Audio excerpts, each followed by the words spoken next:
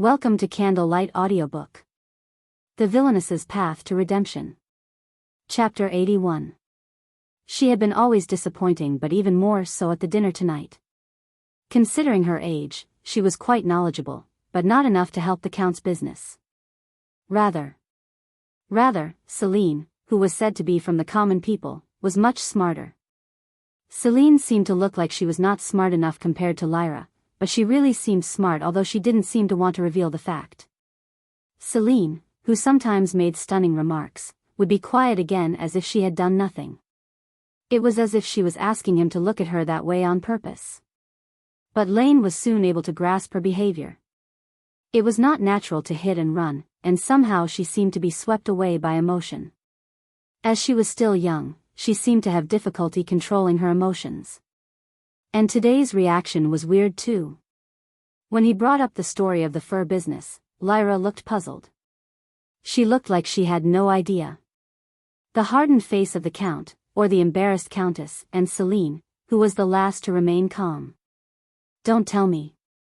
No.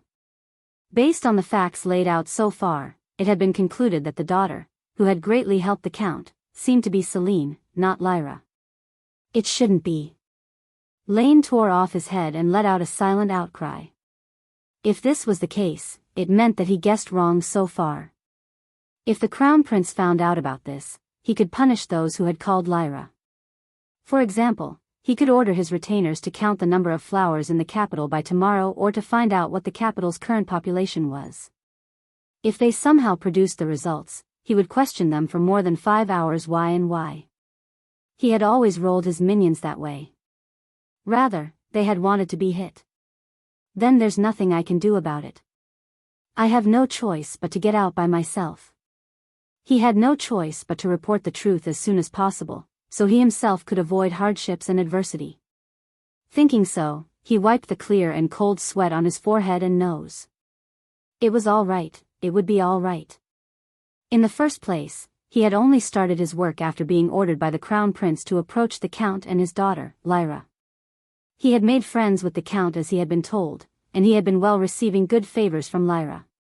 What was more, he had even gotten the result that the girl the Crown Prince had been looking for might be Celine, not Lyra. He might have praised him for correcting the falsehoods others had guessed wrong about. Knock, knock. Your Highness Asterope, this is Lane. When he knocked on the door with a sense of confidence, he heard a voice from the inside telling him to come in. Lane went inside confidently to report his very plausible conclusions.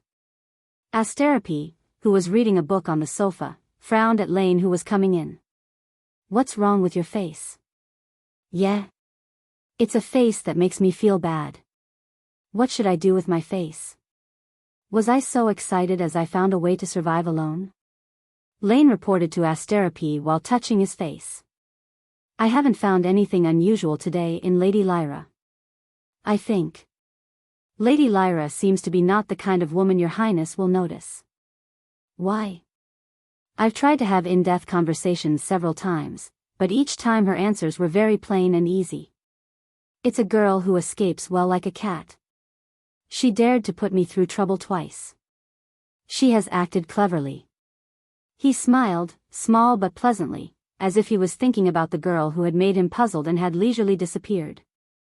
Then suddenly, he put his book down on the table nervously and said, So, persuade her well.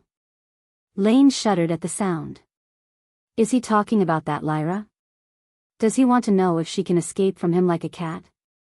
Lyra, who Lane had gone through, was more like a bear than a cat. She was a dusky bear with only a large natural build and background, but had no weapon. She had learned how to speak well, but there had been nothing good in it. And she also had no keen sense. Celine, on the other hand, was really like a cat. The same was the way she looked up as if she were observing with a slightly raised eye, and so was the way she suddenly came in the conversation and concealed herself in an instant.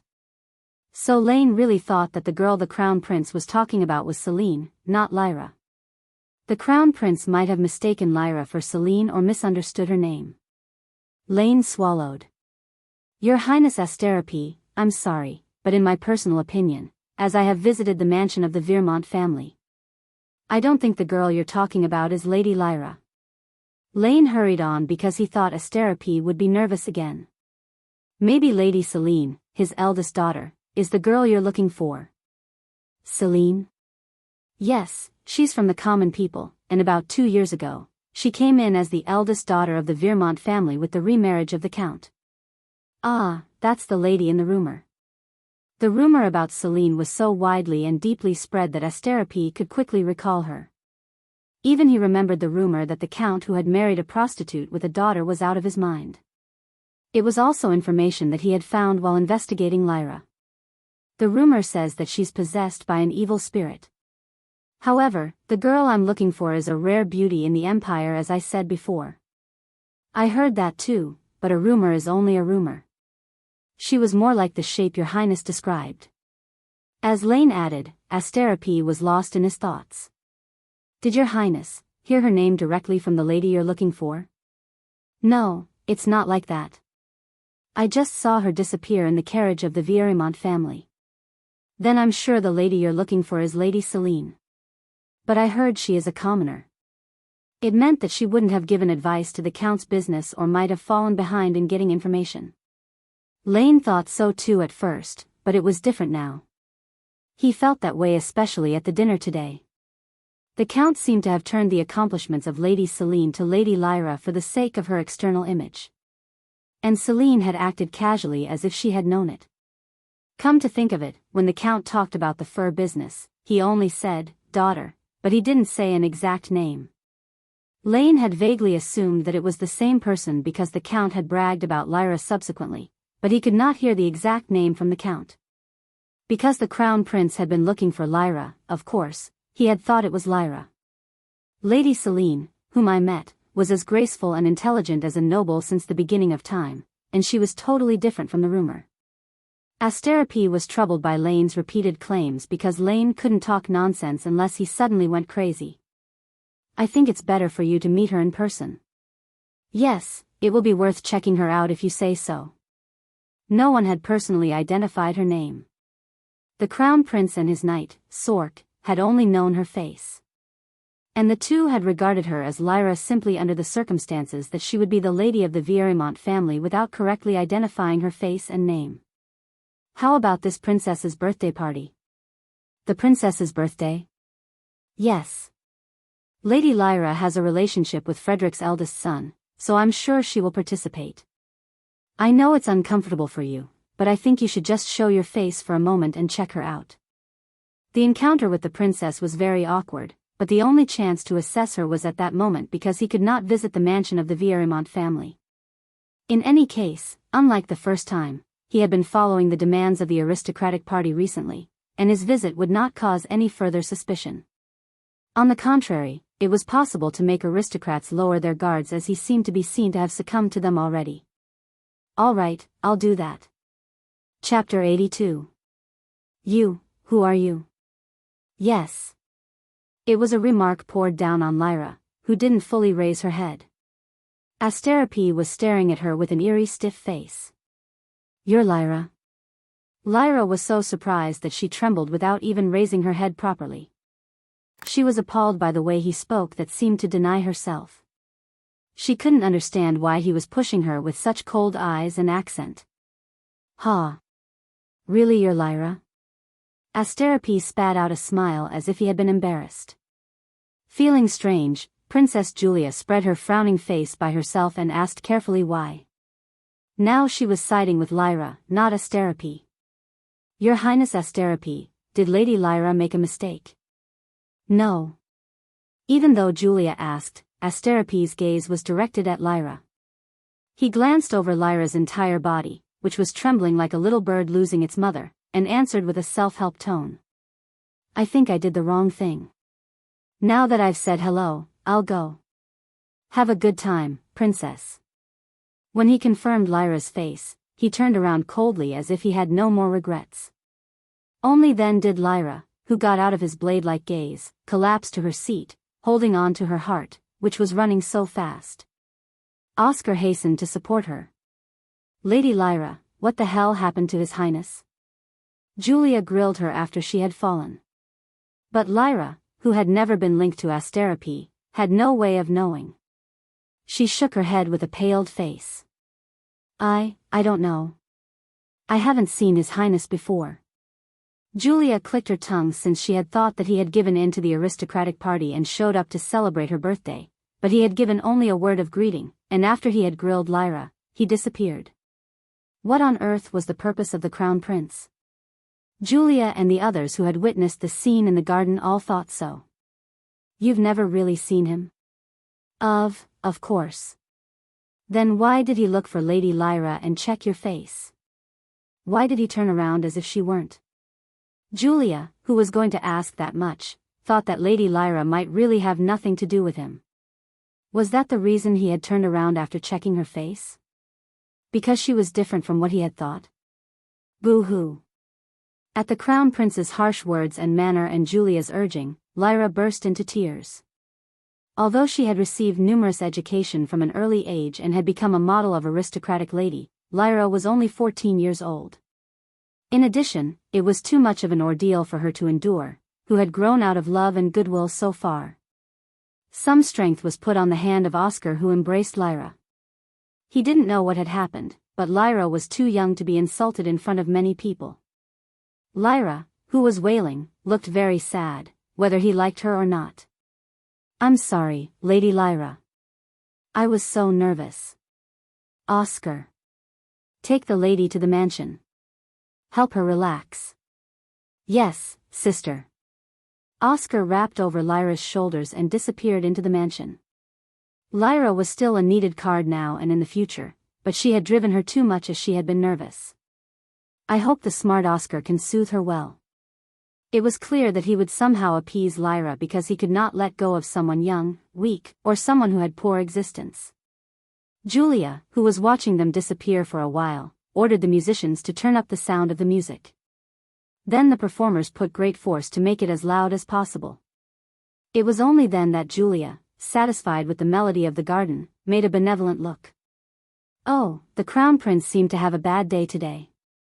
There was no one for the Crown Prince here anyway because he was a single member of the royal family that had been ostracized by the nobles. As the dominance of the empire was done by the nobles of power and wealth, he was just a scarecrow, no matter how he pretended to have power and prestige. The participants burst into laughter at Julia's sarcastic remarks. She left the garden, which became alive again, and quietly ordered the knight, who immediately followed her. Find out what happened between Lyra and the Crown Prince. Every single one. The knight who heard the order disappeared at once. There must have been something.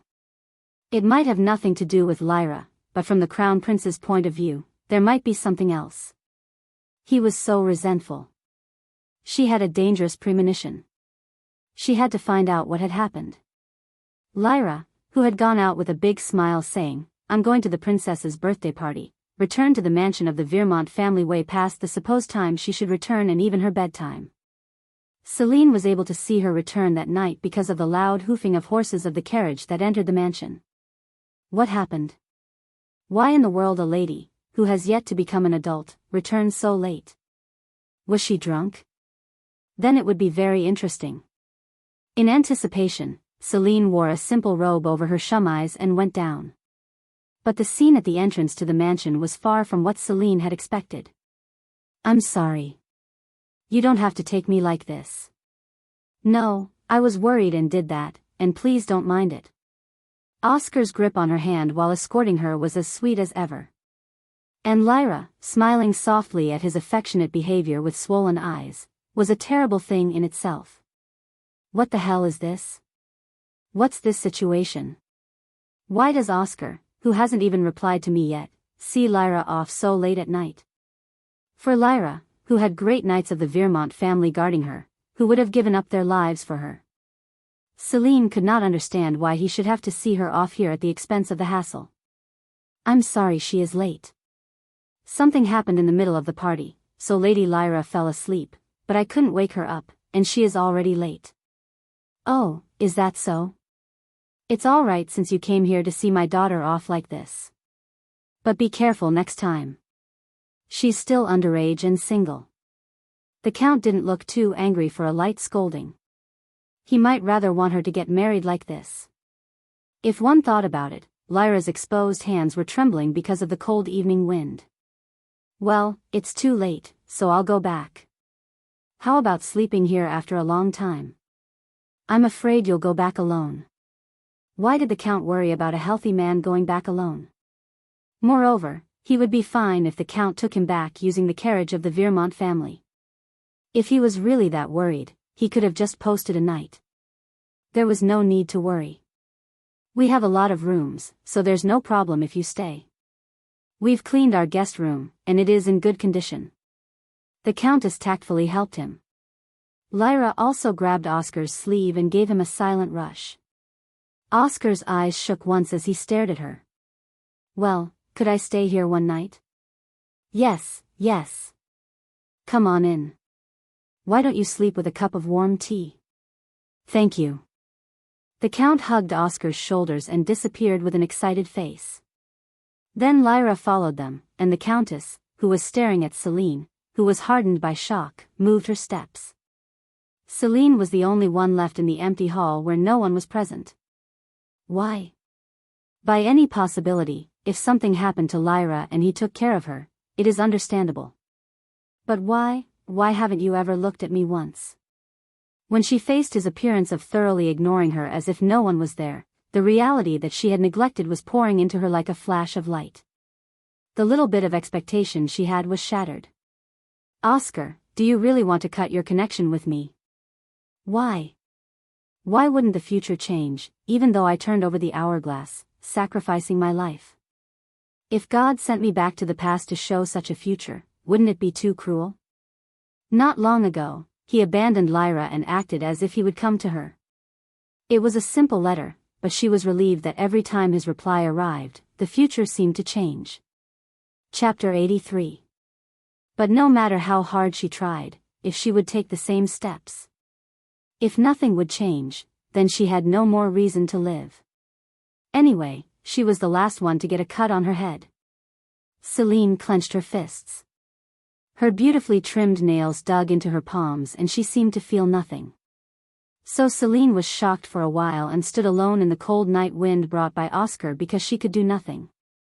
Then, after calming down, her whole body trembled so much that she went back to her room. Her body that was lying on the bed was as heavy as that of the dead. If I fall asleep and wish to never wake up forever. If the future doesn't change anyway, I'll die soon, and what's the reason for living now?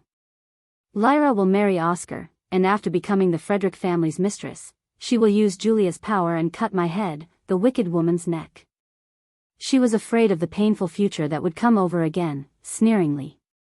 If such a future was waiting, it was better to die as it was now. Tears poured down as she reached that conclusion. She cried silently with her face on the pillow, and then she fell asleep. In her dream, Celine was decapitated several times over and over again regardless if it was the future or the past. No matter how hard she turned the hourglass over, no one moved according to her will. Everyone laughed at her as if they were all expecting this to happen. She shouted for help to Oscar, who turned around several times, but her voice did not come out because her head was cut off. She struggled through this hell and poured blood out. Please, please, somebody, help me. She shouted a silent cry for help. When Celine, who was suffering in so much pain, opened her eyes again, the blue dawn had already filled her room. It was a deep night near 3 in the morning when she checked the time. She was in a semi-conscious state because she had only slept for a few hours. She thought that maybe she was still dreaming since her eyes were foggy, and she was distracted. Hell was continuing. Celine, who was sitting on her bed for a while, escaped from her room. In the dark dawn in which no one moved, her destination was the guest room on the 2nd floor. When she opened the door of the 6th room, she found what she wanted. Who? Oscar, who was so surprised by someone's unexpected presence, suddenly rose. His upper body was stiff to a half-upright position, and he didn't even move at all. He wasn't moving at all, as if time had stopped. It was because he was faced with a very unexpected person. It was Celine, and she was dressed in a light chemise dress because she came there soon after she woke up. Her arms, shoulders, and legs that were exposed without protection shone mysteriously in the moonlight. As she grew up from a girl to a woman, she stole Oscar's attention with the help of the moonlight. Mr. Oscar. Celine, who found Oscar, took a slow step toward his bed. A languid glance proved that she was less awake, but Oscar couldn't even think of stopping her from approaching him. He was already asking himself why she came to visit him at this hour. He tried to neglect and avoid her gaze on purpose. He had run away without telling her why. He thought his heart would burst if he had eye contact with her. As if to destroy his efforts, Celine came to him on her own. Celine, who came up to the edge of the bed and put her hand on a bright quilt, stopped moving. Her thin shoulders and her sad face soon crumbled. Oscar's heart was shaken because of the look on her face, which could not be compared to that of Lyra, who had cried bitterly after being insulted. Please, please don't abandon me. She had a hard time bringing out a very small voice and was crying a little. As soon as he was about to answer, she fell down on the bed. Oscar hurriedly reached for her body. She had been exposed to the night air, and as he touched her cold skin, he felt like someone stabbed him in the heart with a dagger. Because of the false rumor, she became sad, pathetic, and pitiful that there was nothing to love anymore. Because of the miserable reality, he couldn't easily convey his mind. But if I disobey my sister's words, it wouldn't end just by grieving like this. It was clear that she would suffer so thoroughly that it would be useless to regret. So it was better now if he could hear the news about her even if he was very sick. Moreover, if he married Lyra, the connection of both families would continue and he would never lose his relationship. So he had to endure this pain now. Oscar closed his eyes tightly. Celine couldn't open her eyes until daybreak. The next morning, it was in her room where Celine opened her eyes. Oscar hugged Celine and took her to her room before she came to her senses.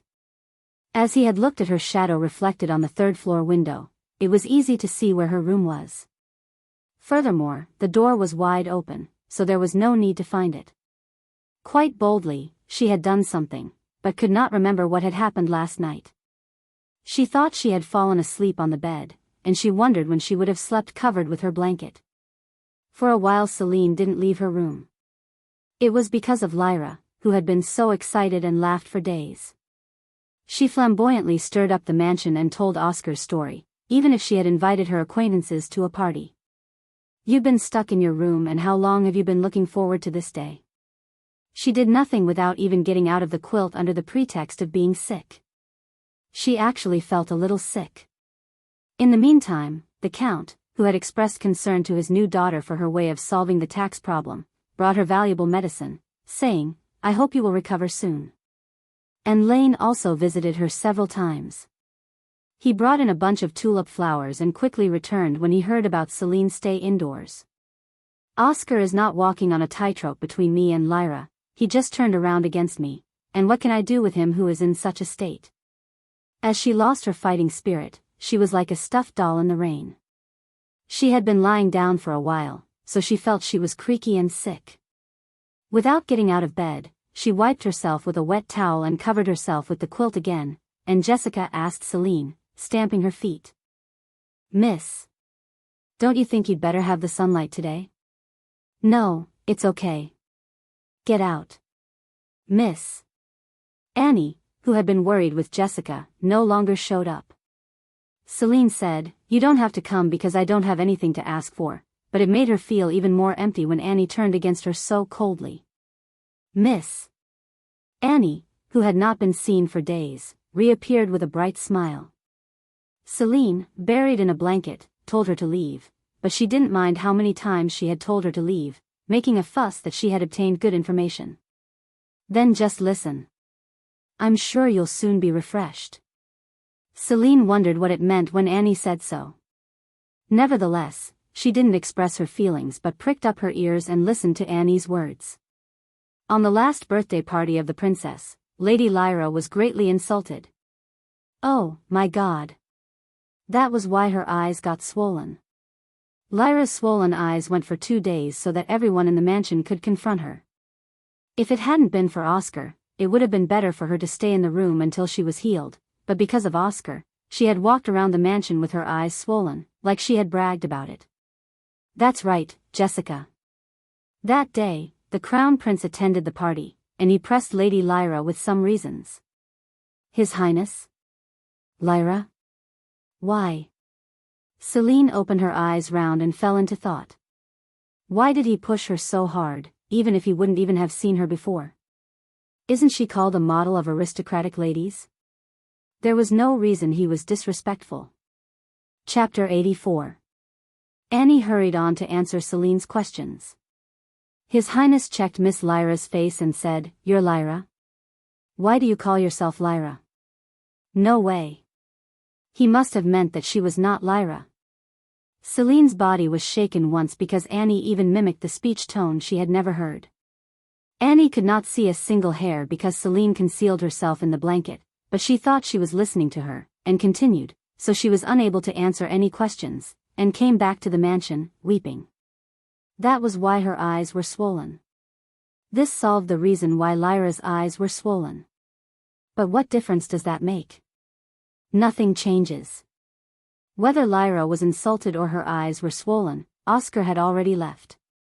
And by the way, there's another very important piece of information. It's about Miss Lyra again. Has she been working hard on Lyra's information in the meantime? Annie looked around once and said, locking the windows and the door again. The gift which was sent to Miss Lyra was not bought by Oscar, but it was by the servant of the princess. Celine got a little interested this time. She plucked her face out of the quilt and asked if it was real. Then Annie clapped her hands and answered. Yes. Before you came to the mansion of the Vermont family, there was a maid who had moved to the mansion of the family of Duke Frederick, and she told me. So I'm sure. Oh, this is a secret, miss. I think it was not from Oscar but from the princess. You and Mr. Oscar are close enough to exchange letters. Celine's upper body was completely out. If that had been true. If he had been kind to Lyra at the request of the princess. Of course, it was true that Oscar had drawn a line for her, even though it was right that the princess had sent a gift to Lyra, but at least it was a little less hurtful. And I thought that no matter what I do, it's not that the future doesn't change, but maybe. She thought that she might not have been able to change it because it had not yet reached the great existence of the princess. If so, shouldn't I change it again? The cleverness returned to Celine's eyes. With that, Jessica also had a smile on her face. Annie was also very happy that her lifeline had returned to normal. Miss, shall I bring you a meal? Yes. I'll have to wash before that. I'll prepare water for bath. Annie hurried out of the room. Celine got out of bed and tried to raise her body, but as she moved her stiff, sore body, her body staggered because of a different view than before. Oh my. Miss? Jessica hastily backed her up. Are you all right? It's okay. It's just because of a sudden walk, isn't it? Why is it so awkward? Did my muscles degenerate while I was lying down? She was walking around the room, hoping to get used to it before the water for bath was prepared. However, Jessica, who was looking at her, was horrified. Celine asked in wonder, why? Miss. Your height. My height? Celine turned her body and stood in front of the mirror. How the hell? There was a distinctly different look in the mirror. Her height grew about 7 inches, even though she still looked young, but at first glance, she looked like an adult because she had skipped meals for several days or lost a little weight. Even though I have eaten much nutrition recently, can I grow that much in this short term? Feeling back in her original form, Celine stared blankly into the mirror and lost her words for a moment. And when she took a bath and straightened her hair as Jessica prepared, she was much more noticeable than before. Well, miss, you need to get a new dress. The clothes you have are a little smaller. The clothes she had were tailored to Celine's body shape, so she could wear them by force, but now that she had grown up about 7 inches, it was uncomfortable and the design didn't match. I guess so. Let's go out after dinner. Yes. Miss. After eating a meal mixed with salad and vegetables, she drank the medicine that the Count had given. It didn't feel too strong and bitter, but she thought it wasn't cheap medicine because it was a reward for the warehouse. And among the clothes I had for going out, she wore clothes that fit her body and put on her outer clothes. What do you want to do with the clothes in the closet? There are a lot of clothes I can't even wear. Since I don't need them, will you take care of them? Oh, my God. Yes. Miss.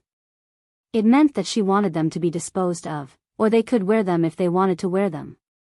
The clothes she had bought before were cheap ones, but the ones she had bought recently had been quite expensive and luxurious.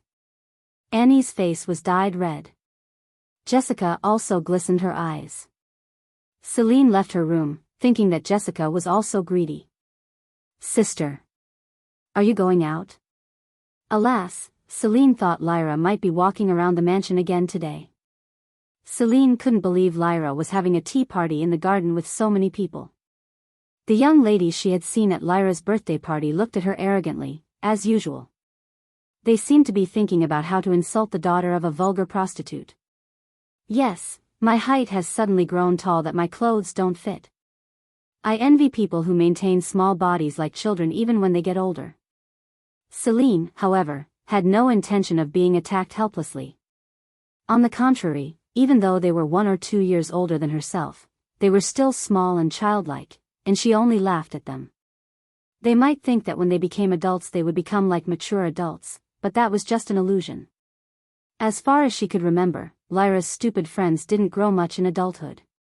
Nevertheless, the women, who could not move a few steps in their unsuitable dresses and high heels, had laughed at Celine until she died, saying that she looked like her mother and her body was vulgar.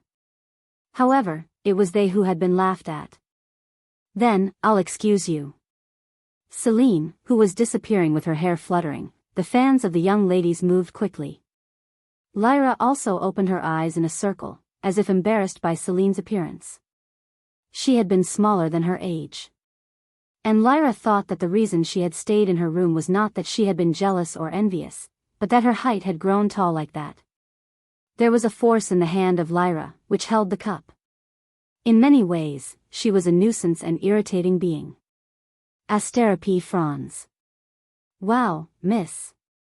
That dress looks so good on you, too. Really? Then let's buy this, too. How can she fit in every dress like that? Annie's eyes glistened.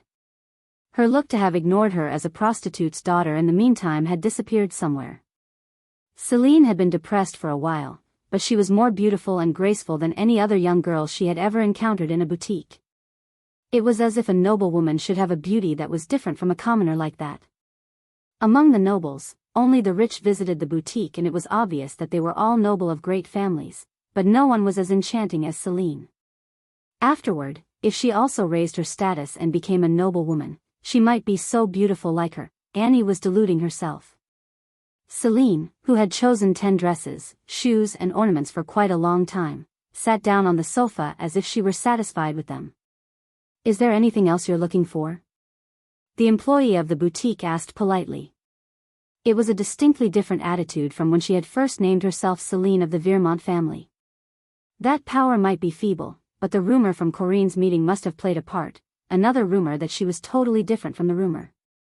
Celine, who had soft black tea in her mouth, thought about it for a while without saying anything and said she had something else to buy. Please recommend some clothes for my maids. They would accompany me to a party. Ah. Yes, I see. Then some of the staff measured Annie and Jessica's size and quickly disappeared. Giving new clothes, not a maid uniform of the family, to her own maids meant that she would free them from cleaning and chores. Chapter 85. In Annie's case, she had borrowed Celine's clothes and accompanied her to meetings a few times, but she hadn't escaped from doing chores since she had been a maid who had helped her masters going out. The intensity was only a little weak, so she had to clean up in the morning and in the evening. It was very easy and simple compared to other maids and servants, but the difference between doing and not doing it was huge. Such was the gaze and treatment of the people around them. But this time, it was different. They decorated themselves gorgeously, and their work was to do a role as a playmate or a partner to talk with their master. It was also their job to take care of their surroundings at all times so that clean dresses would not get dirty. And it was mostly the work of aristocratic ladies. In the family of the Count, commoners rarely became playmates. No such maid had ever been found with Lyra, either. Annie wrapped her cheeks with her hands. Jessica also blinked incredulously. Annie, I need a maid to clean up for you and pour the tea. Do you have a maid you can recommend? Oh, yes. In fact, I haven't said anything, but so many maids have been envious of me when they saw me enjoy living in clover by your side. If I speak out one word, 10 maids will be attached. Yeah, I knew it. Just by her words, Celine could guess how envious the other maids and servants of the mansion must have been. Furthermore, it was assumed that their envy had pierced the sky because Annie always wore jewelry and ornaments she had received from her, except for some idiots who had sworn allegiance to Lyra. That sounds good, then. Can you recommend a maid who is decent and behave in a pleasant manner? You pick one. Yes. Yes. I'll find a very amiable girl as soon as I get back. Annie, who was the youngest in the mansion, behaved as if she were a head maid. In fact, what Celine asked her to do was the job of a head maid, so it was not wrong. Next to her, Jessica scratched her cheek and said softly, "Well, you don't have to do that to me, miss." Oh my, did Jessica think that I only liked Annie? There was only one woman, Jessica, whom Celine truly believed. In the past, she had been the only one who had remained with her to the end while suffering many miserable humiliations. Because of that, she had been put to a miserable end by the shallow, stupid Celine. If she had begged Lyra in the end, she might not have met such an end. There was no way she'd love Annie more than Jessica. She just did so because she needed to coax Annie materially. Annie was a maid who she could abandon in the middle, but Jessica wasn't. She was going to take her to the end and take responsibility. What are you talking about, Jessica? Have you still not realized that I like you best? You've been with me since I was so stupid. I'm sure Annie will understand this. Isn't that right, Annie? Yes. Jessica served you a year earlier than I did. Of course, it is right that you like Jessica the most. Annie seemed to have no complaints because she received more material support than Jessica. And her goal was to raise her status, not to be favored by Celine. Jessica blushed. I don't have a maid who I can rely on you. So don't think in vain. Yeah, miss. Perhaps waiting for the conversation to end, as soon as Celine's words were over, the staff reappeared with some clothes for the maids. Although the quality and decorations were inferior to those Celine had just tried, they were delighted to see that they did not think of it. In particular, Annie made a fuss, saying, "I don't know if it's a dream or not. Oh, my God, to wear such beautiful clothes." The eyes of the staff were cold as they watched Annie raise her voice. This was rare because it was a boutique favored by aristocrats, and they seemed to be proud of themselves. Even if a maid was making a noise, it was a private room, so there was nothing to be seen. There were a lot of people doing worse than her. Besides, it was she who had rented this room, so whatever they did here, they were free. It didn't look very good. She would use it often, but she didn't want to be laughed at, and she didn't like their eyes because they evoked nostalgia from the past. Celine, who rose from the sofa, looked at the clothes that the staff had brought. It must have been very luxurious for Annie and Jessica to wear, but she shook her head with a sigh as if she were touching something trivial and cheap. I think their qualities are a little bit poor for my maids. Do you think I am here just to buy these clothes of poor qualities? Yes, we'll bring another clothes. The staff rushed out with their clothes. Celine put 2 more rejections on the clothes they had brought and nodded when they brought in what was little different from the dress she had bought. Miss, can I really choose one of these clothes? Yes. Don't you have to wear that much if you want to go with me in the future? That way, there won't be anyone who doesn't know themselves and ignores you. Celine looked angrily at the staff. Then an employee who was helping to change clothes dropped the dress she was holding in surprise. Celine clicked her tongue at her. Get rid of the dress you just dropped. And I don't know why there's only 1 cup of tea. You have 3 guests here. I am sorry, I'll correct my mistake. It was only then that the attitude of the staff became polite. Then, not only Celine but Annie and Jessica, they had proper courtesy too. The quick-witted Annie also showed the elegance she had learned from Celine, and Jessica simply put on and took off her dress quietly as usual. Each of them was presented with 3 dresses. They were high-priced dresses that Celine could wear right away. Annie, wearing the most beautiful dress that Celine had bought her, drank black tea, wary of getting scratched. Jessica, who sat next to her, asked with a pale complexion, "Are you sure you don't mind buying us these dresses?" "It's all right. I've been saving a lot of pocket money." But unexpected spending had cost most of her pocket money, but she had no regrets. And if it was money, it could be refilled automatically. Even if she had exhausted everything right now, she would not be without it. She would have it again anyway. After seeing Celine's relaxed expression, Jessica seemed to have reminded her of the fact and removed her anxiety from her face. Her master had bought very expensive jewelry just last year, and she did the golden brooch, too. It was not enough for her to worry about the spending of an aristocratic lady. "It's a shame to just go back, dressed up like this in a long time. We'd better go to a cafe." Now in the mansion, Lyra was playing some charade with her friends, so she didn't want to rush back. She thought it would be better to sit on the outdoor terrace and think about how to cope in the future. "Miss." Well. Then, unexpectedly, Annie twisted her body and said, "How about Flower Mountain Cafe, if you don't mind?" "Flower Mountain?" "Yes, actually, it's a cafe I've always dreamed of. I've always wanted to go there. I think it wouldn't be difficult with you. Isn't it a cafe where only aristocrats can go in and out of if it's Flower Mountain?" It was even the most luxurious cafe in the empire. On the terrace there, it was popular because they could look far down the imperial castle. "You are cute." Celine originally planned to go there, but she really liked her when she expressed her opinion. Celine smiled softly. "All right. Annie, according to your opinion, we'd better go to the cafe of Flower Mountain and talk to the driver." "Yes. Miss."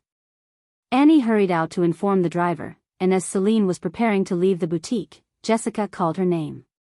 "Can I buy a newspaper while we are out?" "Oh, is it already time for the newspaper to come out? Then let's stop by there." Chapter 86. It was time for an incident to happen to the Count, and he would suffer from it.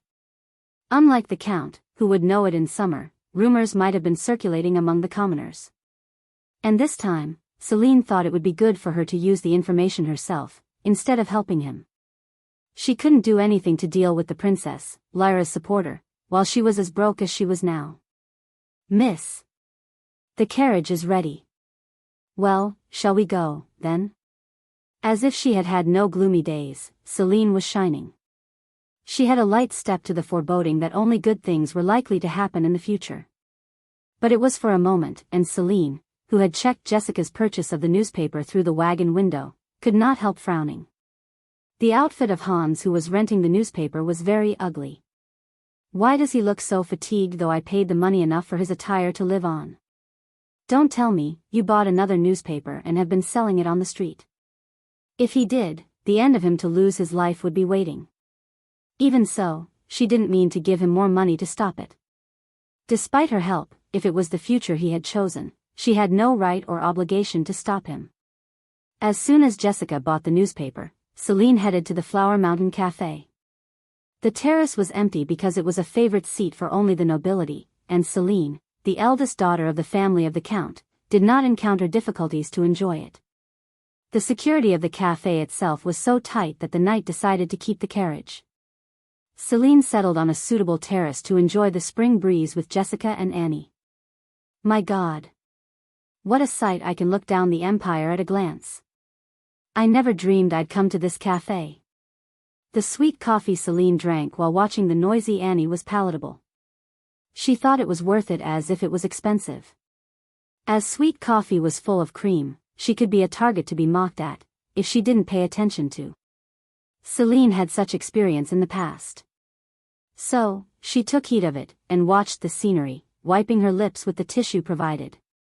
Then, the memories that she had used to visit and enjoy in the past came to her mind freshly, even the foolish nobles who had recognized her from afar and frowned upon her because of her outstanding look. They had sometimes gossiped behind the terrace curtain. She had come here to relax in a long time, but they had scolded the employees for the scent of the gutter in the brothel. The employees had apologized in unison for the scolding, even though it had not been something they had to apologize about. And the employees, who had repeatedly said, "I'm sorry," must have known it at the time. Now, because of her efforts in the meantime, there had been many positive rumors.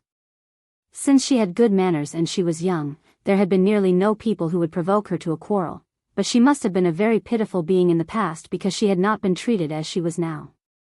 "Miss, this coffee is really good, too. I've never had such a sweet cup of coffee, either. I'm sure the aristocrats who enjoy these great things every day are happy, right? Happiness. Have I ever felt that? I can't remember that feeling since I was a commoner when I was young, but I'm sure the real nobles who have only been exposed to precious things since birth would have no thoughts. They may think it's natural to breathe." Celine, who answered Annie's question to a smile, opened the newspaper. Since she hadn't had important information for a while, she was wondering if there might be something important in it.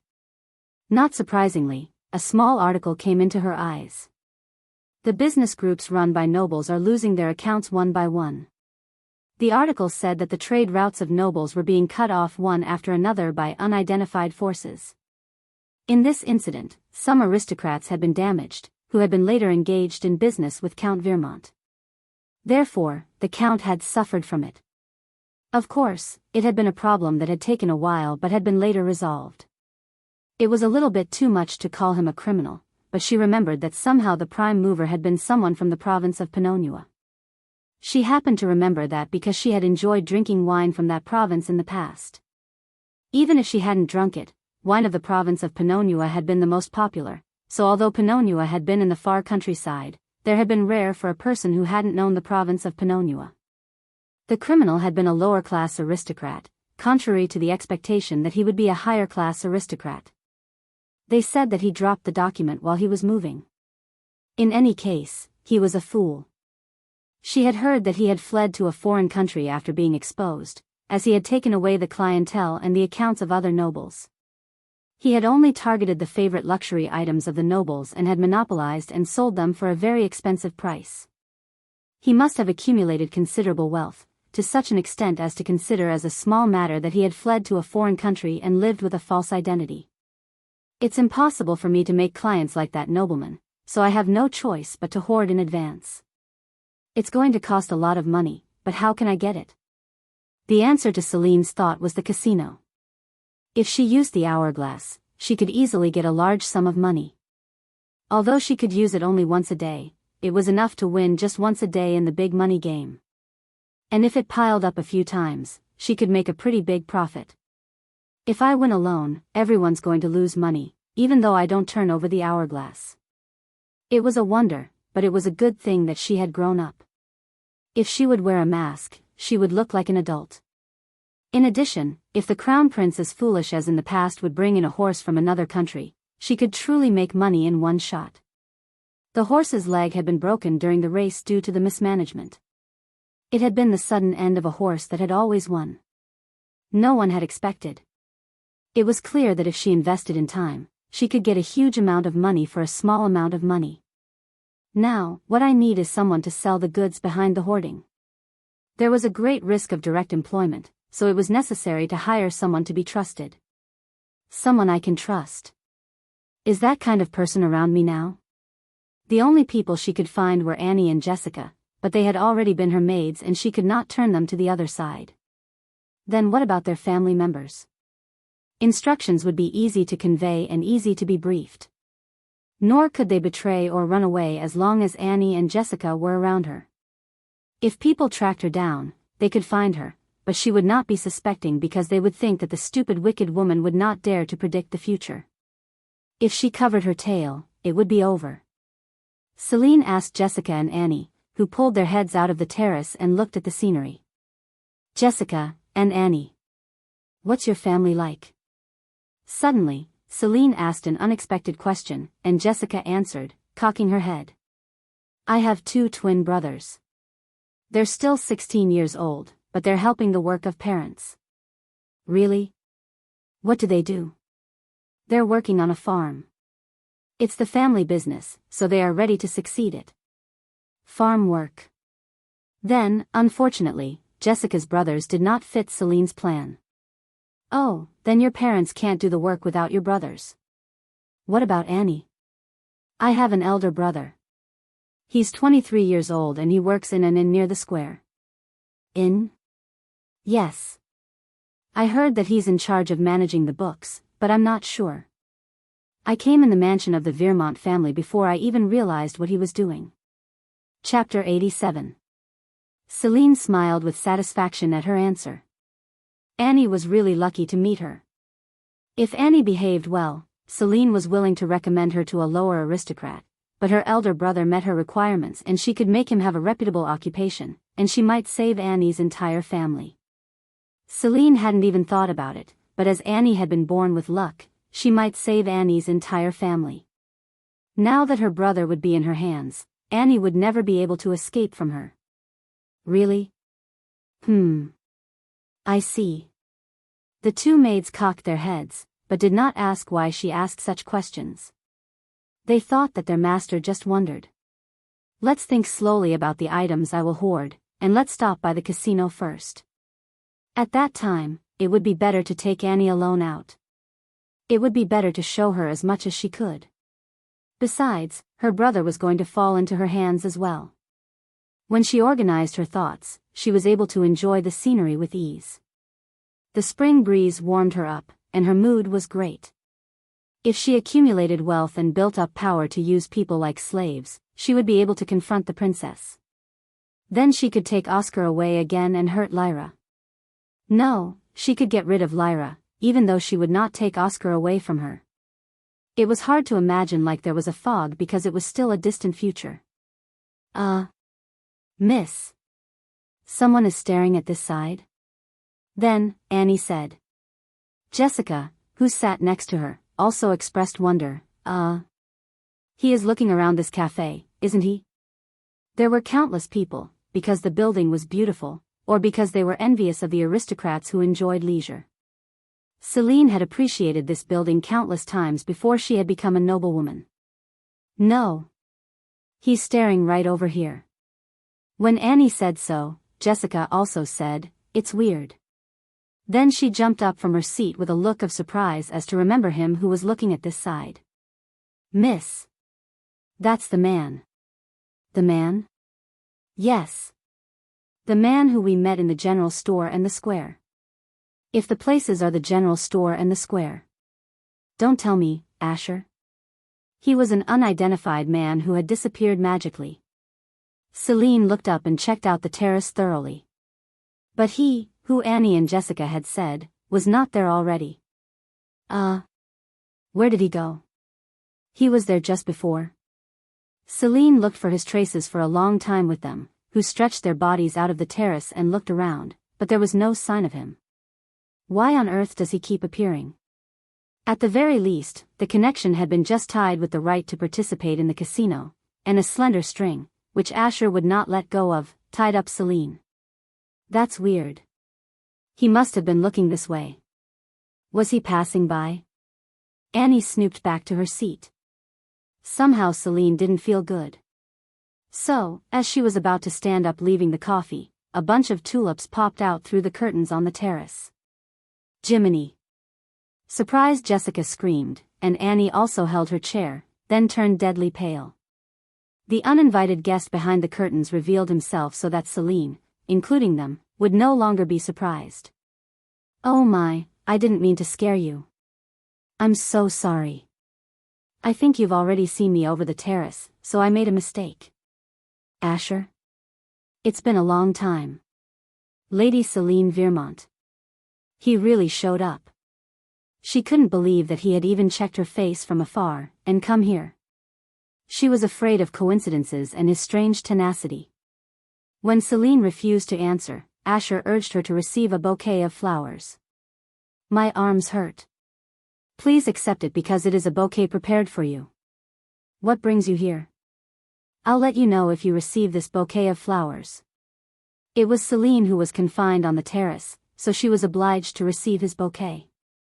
The tulips received were something Celine had seen. They were the tulips that Lane had given to her last time and that they were sold at a flower shop near the Imperial Castle. She remembered the tulips had been different in shape of any shops. When Celine smelled the scent and identified it, Jessica cocked her head. That's weird. I'm sure he didn't have a bunch of flowers in his hands until a while ago. Come to think of it, I didn't see it either.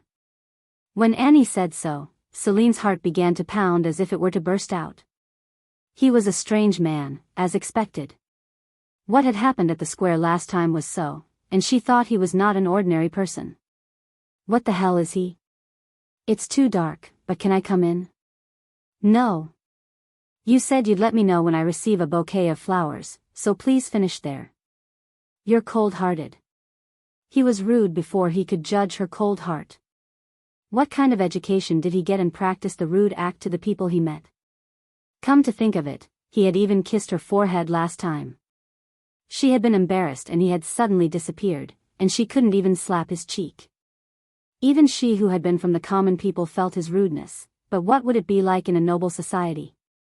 She thought he might have been ostracized. So Celine adamantly refused again. I can't because I was just about to go back. Even if I knew all your secrets. At that word, the throbbing heart sank with a thud. Well, what? What nonsense are you talking about?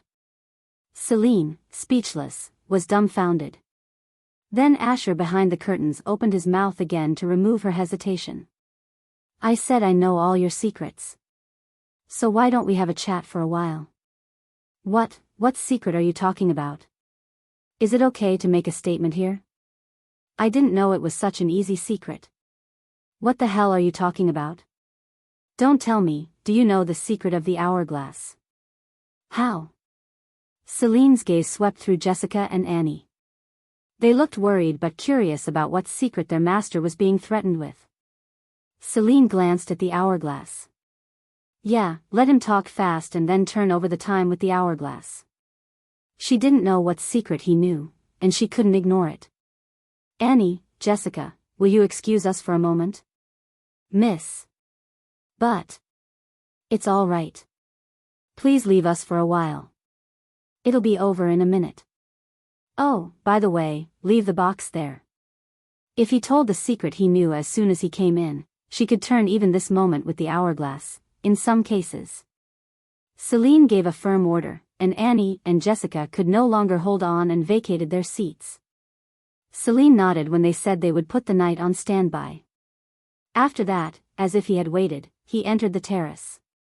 Suddenly he showed up and interrupted her outing in a long time, but he made a good line on his lips. She looked suspiciously at him as he was mean and nasty, but he laughed loudly. Do you hate me so much? Wouldn't it be good? I've been threatened on a holiday for a long time. Oh, I apologize for that. If I didn't do that, I felt like I was going to be refused admittance. At the sight of Celine, who still seemed angry, even though he apologized, Asher stretched out his hand on the floor with one knee down, still smiling. Surprised, Celine blinked. Please forgive me for my rudeness, lady. I'll be careful not to let this happen again. He was not to be careful that this would happen again. It was something that they should not see each other after today. If you say it like that, it'll be over. Why? Celine couldn't help but reach out to Asher, who didn't mind, though she had sharpened her claws a few times. Moreover, it was a fairly straight and upright attitude for a lower aristocrat, though she didn't know where he had learned it. While Celine admired it, Asher kissed Celine on the back of her hand in a clean manner. She thought he dropped his lips after a while, but he kissed the back of the white, soft hand of Celine politely. Celine's face glowed red from his careful handling of something very precious. Chapter 88. Have I ever had a kiss like this before?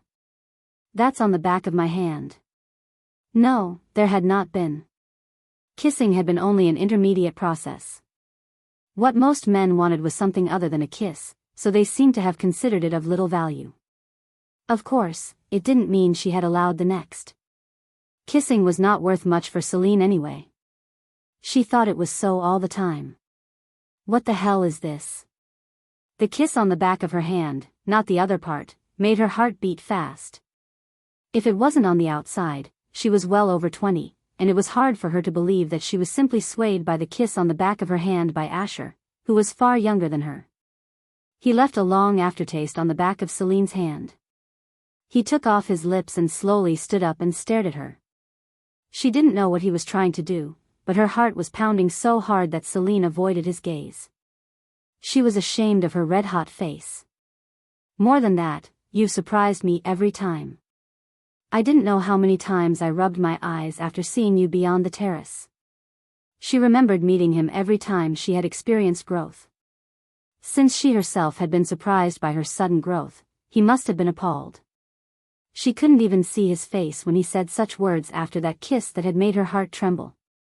Then Asher added, "There's a pretty cute side to you." What? As she turned her head to say, "What are you talking about?" she saw his ears, which were slightly red. "Don't tell me, are you shy?" His soft smile was so calm that she couldn't guess what he was really thinking, and she closed her mouth. The two silently greeted the wind on the terrace for a while. Celine wanted to cool her hot face, but she could not know Asher's intention. It was Asher who broke the long silence and opened his mouth first. He looked at the box on the table and said, "So, it's the box I've seen in the general store before, isn't it? I remember you got your repaired hourglass back." Surprised by the sudden mention of the hourglass, Celine opened her eyes wide. "Don't tell me you know something about the hourglass," she replied, pretending to be as casual as possible, thinking it wouldn't be. "Yes, it's like my treasure. If it is not, I feel empty." Hourglass. You have a unique hobby. Celine did not answer back because it was clear that she carried the hourglass that she could not otherwise boast about. Whether Asher didn't want an answer either, that was the last time they talked about the hourglass. As expected, you didn't know about the hourglass. Then what kind of secret do you know? Don't people become more secretive if we argue about the existence of a secret? She didn't know what had happened, but while she had been wandering in a vacant lot with him, where she had never seen before, her sight had been suddenly changed to a square. She hadn't taken any drugs that had been popular in the dark area, so it wouldn't have been a kind of hallucination. It was evident that he had done a strange trick. So it was not Asher, but Celine herself who should question. That day, in the square. Celine spoke first in the conversation that had been cut off since his mention of the hourglass.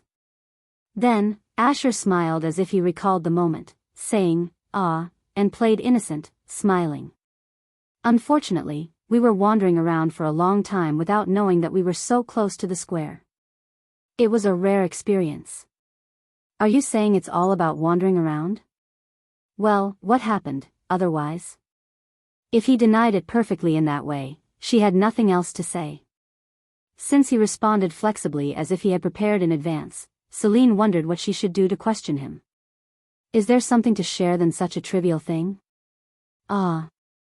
It wasn't a trivial conversation, but his skill to change the subject was excellent. Celine bit her lips. "Yeah, you said you knew my secret. If you don't ask too much about the hourglass, then I don't think the secret you know is about that, but what do you know?" As if he had no intention of taking the time any longer, he went to his main point. "It seemed that you didn't like being noticed." "What are you talking about?" "Even though you were deprived of your glory, you didn't express anything." Celine was able to understand the meaning of what Asher was saying at once. It seemed to mean that Lyra had stolen her exploit for the fur business. But how did Asher know that? There were very few people who knew about that. "You have to tell me exactly, so I can give you an answer." "The fur business. Where on earth did the story spread from?" Lyra didn't seem to even notice it yet, so she wouldn't have made it out of her mouth, and he wouldn't have disgraced his daughter's face unless the Count had been out of his mind. Then who the hell? Then Celine stiffened her face. It was because Lane, the only possible figure, came to her mind. He hadn't looked like a man who had a light mouth, but he seemed to have been talking about it all over the place. If it was known, he would be antagonized by the family of Count Vermont. How foolish he was. Where did you hear that? I guess it's true. At Celine's question, Asher avoided the answer. He just wanted to make sure of what he wanted to know. There was nothing more to be gained from continuing the conversation. If she kept the conversation going, she felt like she would only make a loss. Is that all you are curious about? Celine, who was determined to turn over the hourglass, reached out to the box and asked. If she deleted this conversation now, she and Asher would end up having a useless conversation, such as when Asher kissed her on the back of her hand, or he had an illusion when his ears blushed. But contrary to Celine's expectation, Asher shook his head and announced that the conversation would continue. No, I haven't even started yet. There's something else I'd like to ask. Celine's hand stopped in the air when he said he had not even started. It was only natural that the eyes of Asher followed her. He looked at Celine's hand with a very curious look. I can't let you pay attention to the hourglass. He was still too interested in her. She couldn't let him know her secret anymore. Celine picked up the box. Then she sat down so that she could get out of the terrace at any moment. She made him think that she was reaching out to the box to get her things back and go back home. Fortunately, Asher showed the reaction Celine wanted to see. You may regret it if you don't listen. All I regret is the fact that I allowed you to come into the terrace. Even though I am going to make an offer, which you might be interested in. An offer which I might be interested in? Are you saying you're going to kill Lyra? Celine didn't need anything else, for all these acts were to take revenge on Lyra. To Celine, who was deep in her thoughts, Asher spoke with ease. His words were quite unexpected. I heard you bought books from a bookstore with your maid. How far have you been peeping into my private life? It's very unpleasant. You bought books on economy and politics for beginners. You seem to be interested in the international situation as well. They are still quite unique for a young lady to read. There's no other place to use them. So what do you want to say? She didn't care what he would say afterward. Now was the time to end the conversation. As much as the secret of the hourglass, she didn't want her private life to be exposed. She had to turn back the time and have him close his mouth shut. So would you share that knowledge with others? This time she was going to do so, but instead of threatening Celine, he made an unexpected offer. What does that mean? I'm suggesting to you to attend the meeting that I'm hosting. The meeting you're hosting? Celine's eyes trembled momentarily.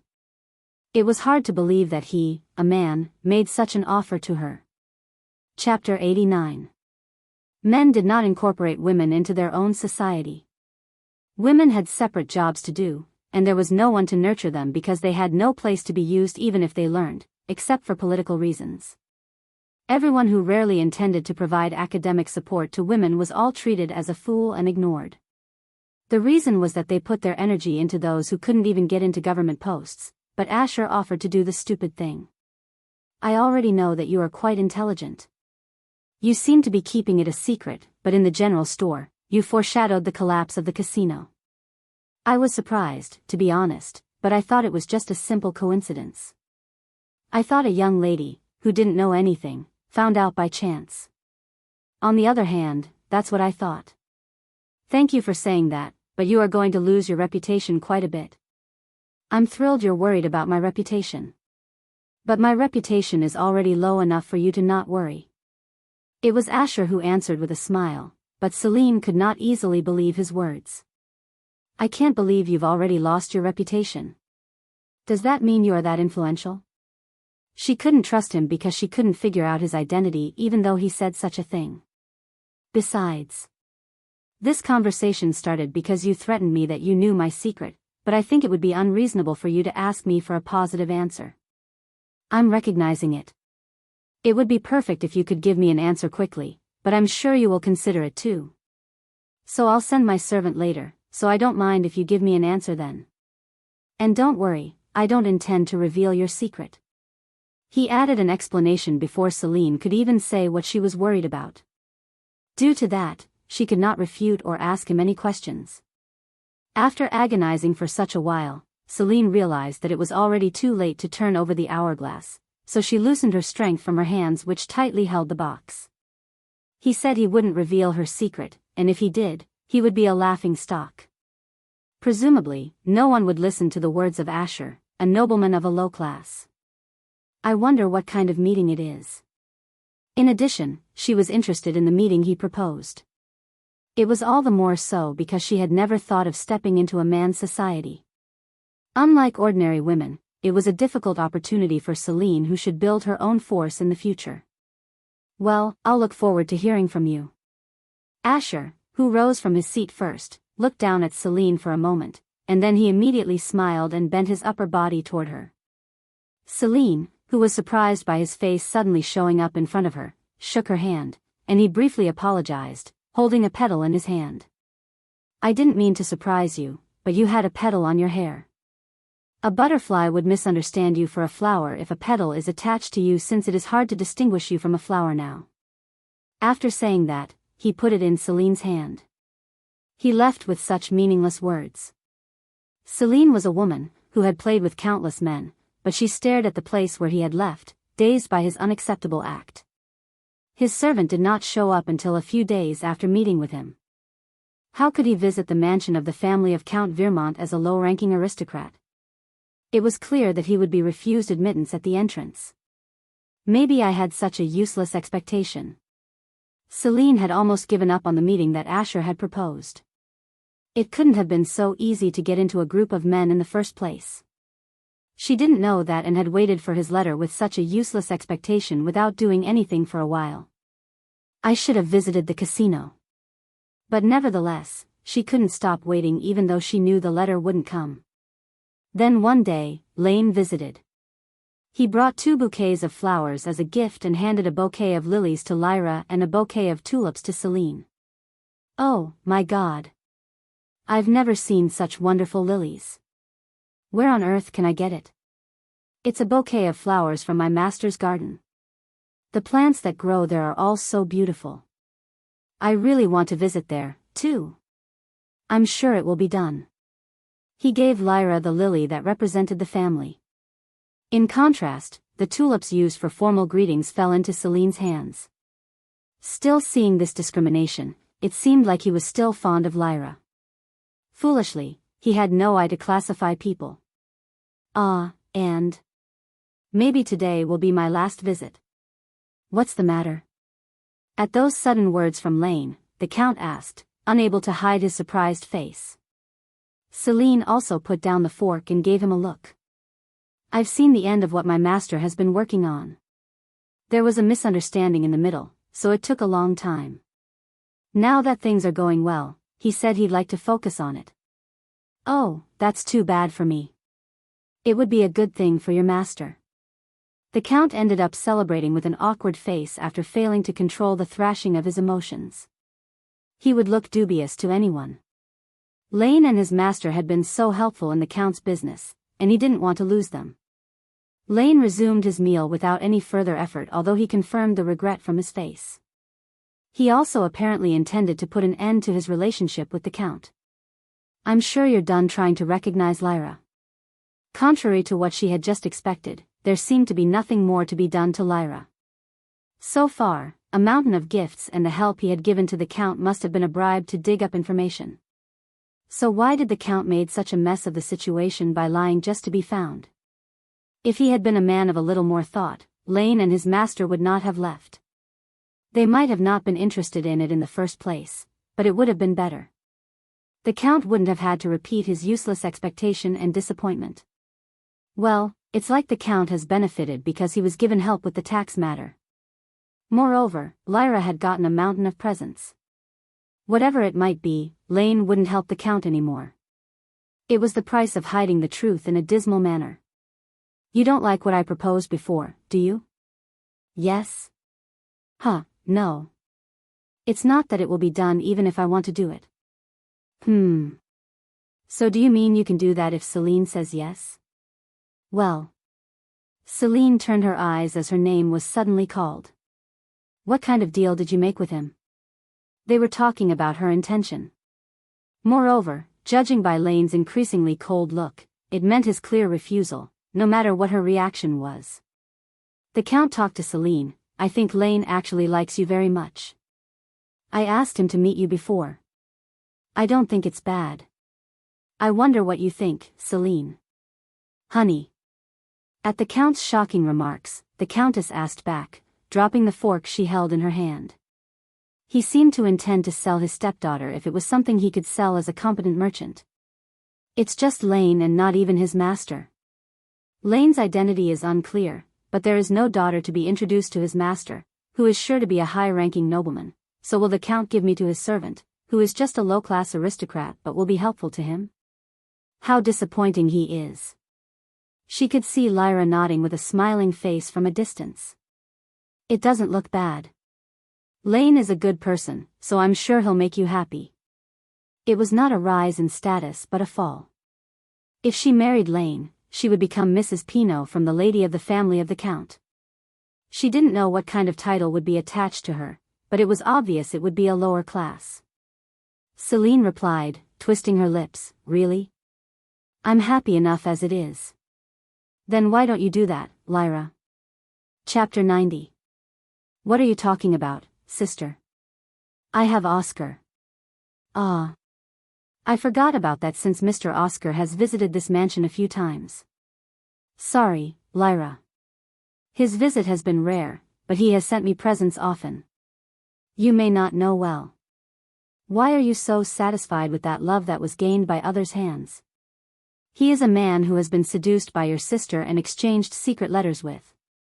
Lyra, who proudly explained her relationship with Oscar, was quite confident. Without Oscar, she couldn't inflict devastating pain on Lyra. She had to get him back at all cost. I think you're reluctant to do it, so I'll have to do what never happened. Oh, our Celine's still young, so she doesn't know well. Don't think it's totally gone. He seemed to want to somehow continue his relationship with Lane's master even if he had to sell his stepdaughter to a lower aristocrat. It is frustrating to have a life of a pudibund aristocratic lady. It's a life which is swayed by politics and the economy without choice. In this regard, Lyra must have been a lucky girl. She had come to like her politically entangled fiancé. Since then, Lane and the Count began to talk about the trivial things of his business, and Celine quietly finished her meal and went up to her room. She was in a bad mood throughout the meal, but she was a little relieved by the good news that Lane's master had stopped paying attention to Lyra. And as she tried to relax and read a book and get ready to go to bed, someone knocked on the door. Who might that be?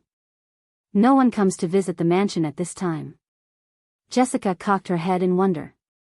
Then she covered her mouth in surprise at the voice that followed. It's Lane. What brings you here? My master gave me a letter with a bouquet of flowers, but I forgot and didn't give it to you. A letter? What letter did the man send, who had had no interest in her in the meantime? Celine asked Annie to pick it up, but Lane said he would not go back until she finished reading and gave a reply. Reply, here now? Yes. Please read it first. Then you'll understand. Celine opened the letter because it was a trivial thing. Then she read the first paragraph, which began with a flowing and elegant style, and she dropped it from her hand. Dear Celine Viermont. How have you been? This is Asher. I sent my servant to hear your answer. Have you made up your mind? Asher? Celine, who rose from her seat, hurried up to Lane, who was waiting beyond the door. Lane's face was calm as if he knew it even when he faced Celine, who was surprised. Your master, is Asher? Yes. How could? She thought he was an ordinary lower-class aristocrat, but he wasn't. Celine couldn't speak because Asher was an important figure that she had never thought of. Have you made up your mind? Of course. She was going to participate. She had tried to participate. But she couldn't answer that because he was more of a big shot than she had thought. Is it okay to be entangled with him that easily? Is he really a man who will help me? And what does a man with a large fortune want from me? She was afraid of the unknown future that would be associated with Asher. Lady Celine, what's worrying you? Is it because my master has put his heart and soul into Lady Lyra in the meantime? She had thought he would have noticed it through several conversations, but she didn't know she would be asked if it was because of Lyra, so she closed her mouth tightly even more. If so, don't worry. It was just a misunderstanding. My master has no interest in Lady Lyra at all. It's not because of that. I don't care what he thinks of Lyra. He knew he had misunderstood her in the first place. Lane was perplexed by Celine's emphatic answer. He seemed not to think of any other reason. If so, why are you worrying? I don't know who Asher is. I see. I understand, but I'm sure you'd soon be willing to. Lane added, but don't worry. Mr. Asher has no intention of harming you. And he's not dangerous. He's very bright and normal. He's kind to his men, too. Lane added a strange explanation, but it didn't help Celine's choice. It doesn't matter either. All I care about is... I think Mr. Asher is a much greater man than I thought. In a reply with a sigh, Lane tilted his head to one side and gave an incomprehensible look. Why does it matter if he is a much greater man? Is it because the greater he is, the better? I'm not sure about that.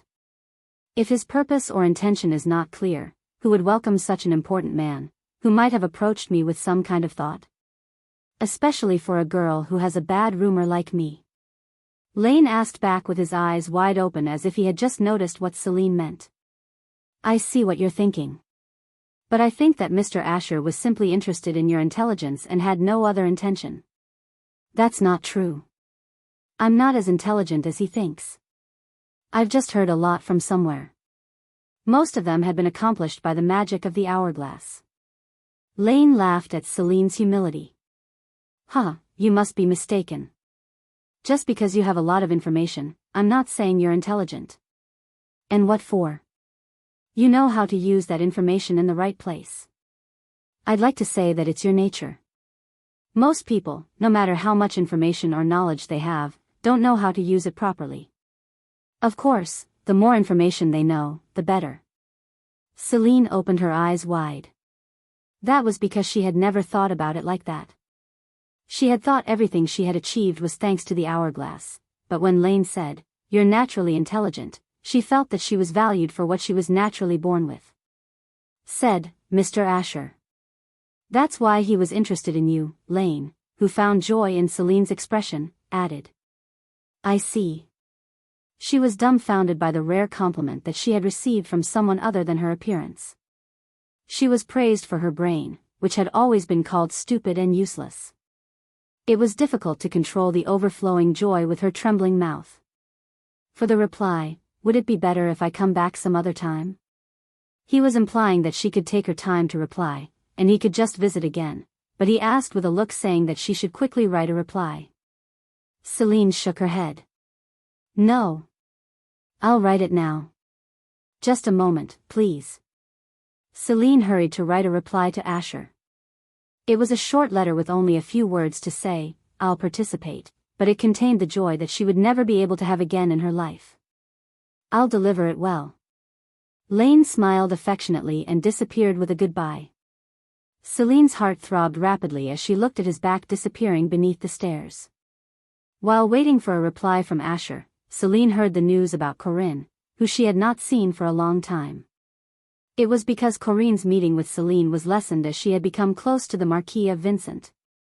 She felt a little bit sad, but she was much more delighted than that, so Celine could smile satisfactorily. So, how did you get along so quickly? There was a lot of advice from Lady Celine. Among them, it was great to take courage and hold his hand. The Marquis was quite surprised, but he held my hands together with his cheeks slightly turning red. Oh, my God.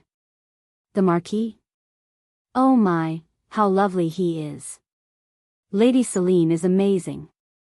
She's the younger, but she's so good at dating. How the hell do you know so well? If you have a secret recipe, let me know, Lady Celine. At the success story of Corinne, who was the quietest and least lustful in the crowd, the young ladies glistened their eyes and urged Celine to speak. With this, Celine replied with an awkward smile. There's no particular secret. I'm just used to a love story because I'm from a commoner family. Since the common people lack entertainment, they have no qualms about loving someone and expressing their feelings. Chapter 91. Ah. You mean because you've heard and seen a lot? No, it was the product of Celine's years of learning and experience. It was the product of her who had put men under her feet and made them act like her hands and feet. But she couldn't say that. You can say that. All the young ladies gathered, gazed at one another and nodded. There is something to learn from the common people, too. That's amazing. I really want to hear their love story, too. You didn't want a love story, but a method to succeed by seducing a high-ranking aristocrat.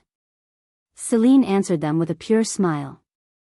I'm here like this, so whenever you ask me, I'll answer you. I don't know if it will help. If it is the advice of Lady Celine, we must listen to and follow. Yes. Thank you very much, Lady Celine. Of course, no matter how many skills and much knowledge Celine had in attracting men, it would be of no use to them. In the first place, the way Celine used and the one they could do were totally different. In Corinne's case, any action had been acceptable because the Marquis had had a heart for her, but it would have no effect on men who had no acquaintance at all or no good feeling for them.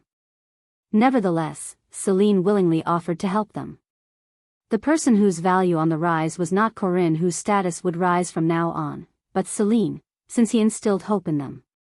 Come to think of it, until recently, there was a pretty messy rumor, said one young lady, glancing at Celine. Other ladies also nodded as if they knew what she was talking about. Ah, are you talking about the rumors about Lady Celine? It's really ugly. It's a good thing it turned out not to be. Celine, the very person of the rumor, asked, what do you mean by that? Oh, my God. Didn't you know that? The crazy rumor that was going on in the public? Yes, I don't know what you mean. Indeed, there were so many rumors surrounding her that she could not guess which one. It was a very funny rumor. It was rumored that you had seduced Oscar and hurt Lady Lyra. Oh, is that what you are talking about? It's true if it is the rumor. Nevertheless, Celine swallowed her breath as if she were very embarrassed. It's ridiculous. How dare I? It's nonsense. Lady Celine, who is so nice and lovely, can't do that. I kept saying no, but the people around me couldn't believe it. I was so angry. Phew. Fortunately, it turned out to be a lie because so many people saw Mr. Oscar taking care of Lady Mila himself on the princess's birthday. If it weren't for that, such an absurd rumor would still be circulating. Celine alone thought how good it would have been if it had been true among the angry ladies. If so, she would have hurt Lyra and brought her down to the abyss without going back like this. Come to think of it, what kind of person is Asher? How far can he help me? Of course, it would be all she could do to join the meeting, but he must have been a big shot anyway, so she might get help if she built a close relationship with him. Can I get some help getting Oscar back? Does he have the power to do that? Does he have the power comparable to the family of the Duke of Frederick? I hope so. She thought he might help her with her revenge, very simply. Celine. Lady Celine? A lady, who sat next to Celine, who was in thought, thinking of Asher, called out her name quite loudly. Celine, surprised by this, stammered and replied, yes, yes. Huh, what are you thinking? I asked Lady Celine if you had anyone in mind. Anyone in mind? Is it because I thought of Asher for a while? The face of Asher came straight into her mind. It was even a scene in which he had suddenly bent his upper body and taken off the petal attached to her hair. Celine's face was burning in a flash. The flaming hot pretty girl's face was enough to please the hearts of the ladies in the garden. Oh, my God, who in the world did you think of? Your face is so red. It's like a beautiful tulip. It's so cute. Who is the one Lady Celine, who is so lovely, is interested? Corinne's voice was heard among the young ladies who laughed and teased Celine. Somehow I'm jealous. Why on earth does not the face of Asher disappear? She tried to think of someone else several times, but she couldn't think of, so the face of Asher stuck in her mind like a picture. For a while, the fiery face of Celine did not return to its original state, so the ladies' teasing continued. It was about 15 days after Lane had taken the letter when Celine received a reply from Asher. He sent only flowers and a letter through another person. Whether it was true what Lane had said was the last visit. This time again, like last time, a lily arrived for Lyra and a tulip for Celine. When she hadn't known that the sender was Asher, she had thought he had been deliberately discriminating against her, but not now. Rather, it was Lyra who was discriminated against. She didn't know what his situation was, but she was sure that there was a reason for Asher to insist on tulips all the time. The letter he sent was concisely written of the date, time and place of the meeting, and precautions. Celine kept it in a drawer so that she wouldn't lose it, and then heard a report about what she had ordered Annie to do before. To be funny, I was called in by Alicia while I was screening the maids.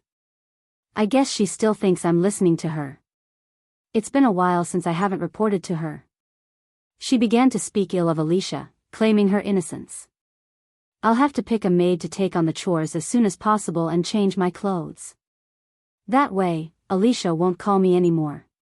So what did you say? That's. The reason Alicia had called Annie was simple. She would have said, I will add a new maid, so you have to persuade Celine well. Of course I answered I would. I was going to choose a new maid anyway. It's better than to be hated with refusal. Yes, that's what I think. You handled it very well. With the thought of turning the maid, who was on Lyra's side, to her side one after another, she was thrilled to the roots of her hair. Annie raised her voice with excitement. Maybe many of the maids under Miss Lyra are envious of me. Sometimes they asked about my hairpin or my skin. So what did you say? Celine asked with a look of anticipation. Of course, every time I said Lady Celine was generous with her maids and I received gifts. Mississippi Lyra is tender and kind, but she doesn't give anything. She is just a noblewoman. I guess you're comfortable with me who comes from a commoner. I'm not even aristocratic. No. What are you talking about, miss? Of course, it means that Miss Lyra is stingy, and Lady Celine is generous. Celine burst out laughing at Annie's desperate excuse as if misunderstanding was not allowed. It's a joke. I thought so. At Celine's dizzying joke, who had been now accustomed, Annie also burst into laughter and made an appropriate response. It wasn't long after Annie brought a new maid. She was the maid who Celine remembered well. She is the maid who ordered me to throw the bottle of water, isn't she? It was the very maid of Lyra, who had ordered her to commit evil things. She was also the maid who had confessed Celine's sins to the death of Celine. The wicked woman ordered me to put poison on the tea of Miss Lyra. She had been mean to Miss Lyra. I just had to do it. It was really painful, Mr. Darien. It had been the maid who had been yelling, even putting a blood band on her neck. So Celine couldn't forget her. At an unexpected figure, Celine greeted her with a broad smile. Welcome. You're my new maid, aren't you? What's your name? It's Barry, miss. Barry. Yeah, that's right. Barry. That's a name well matched for you. It fits very well on you. Like a berry of which fresh juices burst when I bite a small grain, I want to bite and kill that ugly body. Celine welcomed her with all her heart. And she revised the plan. She was going to take her side, but she was going to let her fall into hell. As the maid arrived to take on the chores, Annie and Jessica were free from their work, changed their clothes and became beautiful girls. Barry looked at Annie with strange eyes, saying, I think I've finally found my original shape. Of course, more than half of her eyes were occupied with envy. Chapter 92. Now that you've got a maid under you, I should give you a present. You think a brooch isn't enough, don't you? Celine presented Annie and Jessica one more golden brooch, which she had kept so far. Oh, my God. Thank you very much, miss. I'm really fine. Then Annie, with two brooches on her chest, disappeared with a very triumphant step, saying, I'm going to go round the mansion. Barry's eyes, which chased Annie's back, were filled with envy. As Jessica lifted teapot with a look of sorry, Celine slapped her hand on the back and warned her. Jessica, this isn't what you're going to do. Sit opposite to me. It's Barry's share to pour the tea. I'm sure she'll be sad if you take her job away. Right, Barry? Yes, yes. Mississippi. Then teapot came into Barry's hand, and Jessica sat opposite with an awkward smile. She might have done it hundreds more times, but somehow Barry's hand pouring the tea on the teacup was trembling slightly. Is it disgraceful to pour the tea to a new owner who is vulgar, or is it frustrating to pour the tea to Jessica, who was a maid like you? Celine clicked her tongue and pointed out her behavior. Are you sick? What if you drop the teapot while shaking like that? What are you going to do? I'm sorry. Mississippi. I hope you don't do anything you're sorry about in the first place. It was pleasant and exciting to scold Barry as if she had recovered her true self. Have you ever learned to pour tea? Yes. Miss, I'll pour again. However, she could not pour the tea properly after being scolded severely. Barry's hand trembled again. Phew. I don't think you really can. I don't know why Lyra sent you. Okay, make another tea and bring it again. Try to change the refreshments too. I am sick of these things here. Barry hurriedly bowed and left. As soon as she went out, Jessica looked nervous watching Celine, who had a big smile. Oh, no. I can't show my mean look to Jessica. Only then did Celine give her an excuse. I thought I knew what Lyra was thinking about sending Barry. Barry is not a newly hired maid, but she's been waiting on Lyra all the time. I'm sure it's not a good intention. So I have to teach her some manners. Then Jessica nodded in acknowledgement, but her expression remained uncomfortable. Moreover, I'm sure it'll hurt if she despises you guys. Look at what she just did. As I know, she has done a good job so far, but isn't it quite awkward, her present behavior? I can't help it, for the time being, so you have to understand. This time, Jessica's expression was clearly loosened. When Celine told Annie the same story, who had gone around the mansion, she expressed her willingness to participate. Celine was ready to thoroughly harass Barry, who had made the situation to bring out the evil nature of Celine, and who had falsely accused of her. Much to her gratitude, Barry spent considerable time preparing for the new refreshment, and the harassment began as soon as she returned. Oh, my God. I thought you went to grow tea leaves. Annie expressed her discomfort in an exaggerated gesture. Jessica briefly agreed, saying, yes, I thought so too. You've been preparing it for a long time, and would you bring that much good refreshment? Pour the tea again. At the order of Celine, Barry shuddered and poured the tea. Then, Annie hit her hand lightly on the back as if she had waited. Due to that, a few drops of tea dropped, which was filled in the teapot, on the table. Have you been away for so long to do this? I'm sorry. You spilled the tea. What are you doing without wiping it out? Can't you see the table's in a mess? Well, I'll be cleaning it right away. When are you going to pour the tea? Well. Did Annie ever hate Barry in the meantime? Celine pretended to wipe her lips with Corinne's handkerchief, as she was going to burst out laughing. You should be treated like that by the youngest maid in the mansion. Isn't it pretty? Celine took a step back from the battlefield with a smile of joy, because of Annie, who was bothering Barry well. Barry would have a worse feeling to be scolded by Annie rather than Celine, who had been a maid like her but had risen in status. Celine was sure that Barry got angry. If it repeated itself, hate would arise, and when it couldn't be expressed, it would be directed elsewhere. It might be directed to Alicia, who had sent herself to a wicked woman, or Lyra. If it were the latter, it would double her pleasure.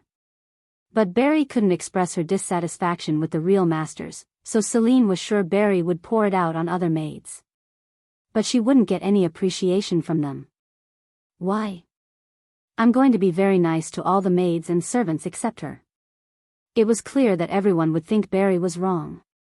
Why are you speaking ill of Miss Celine, who is so lovely and kind? What should I do about her lastly? Should I make her put poison into my tea? Then shall I make her head be cut off in front of everyone? No, it wouldn't be too bad for me to carry her around all her life and let her work like a slave. As Jessica, who I had misjudged and kicked out, it would be good to clean the dung of the stable. The choice is varied, so I could bother her as much. Until all of Barry's bones are melted away. Celine's smile deepened. Finally, it was the day of the meeting that Asher invited. It was obvious that the men were central, so Celine wore plain clothes. She didn't have to draw attention. She thought about wearing women's pants made for traveling, but she quit because it seemed to be overly concerned. She just chose the most casual dress she had.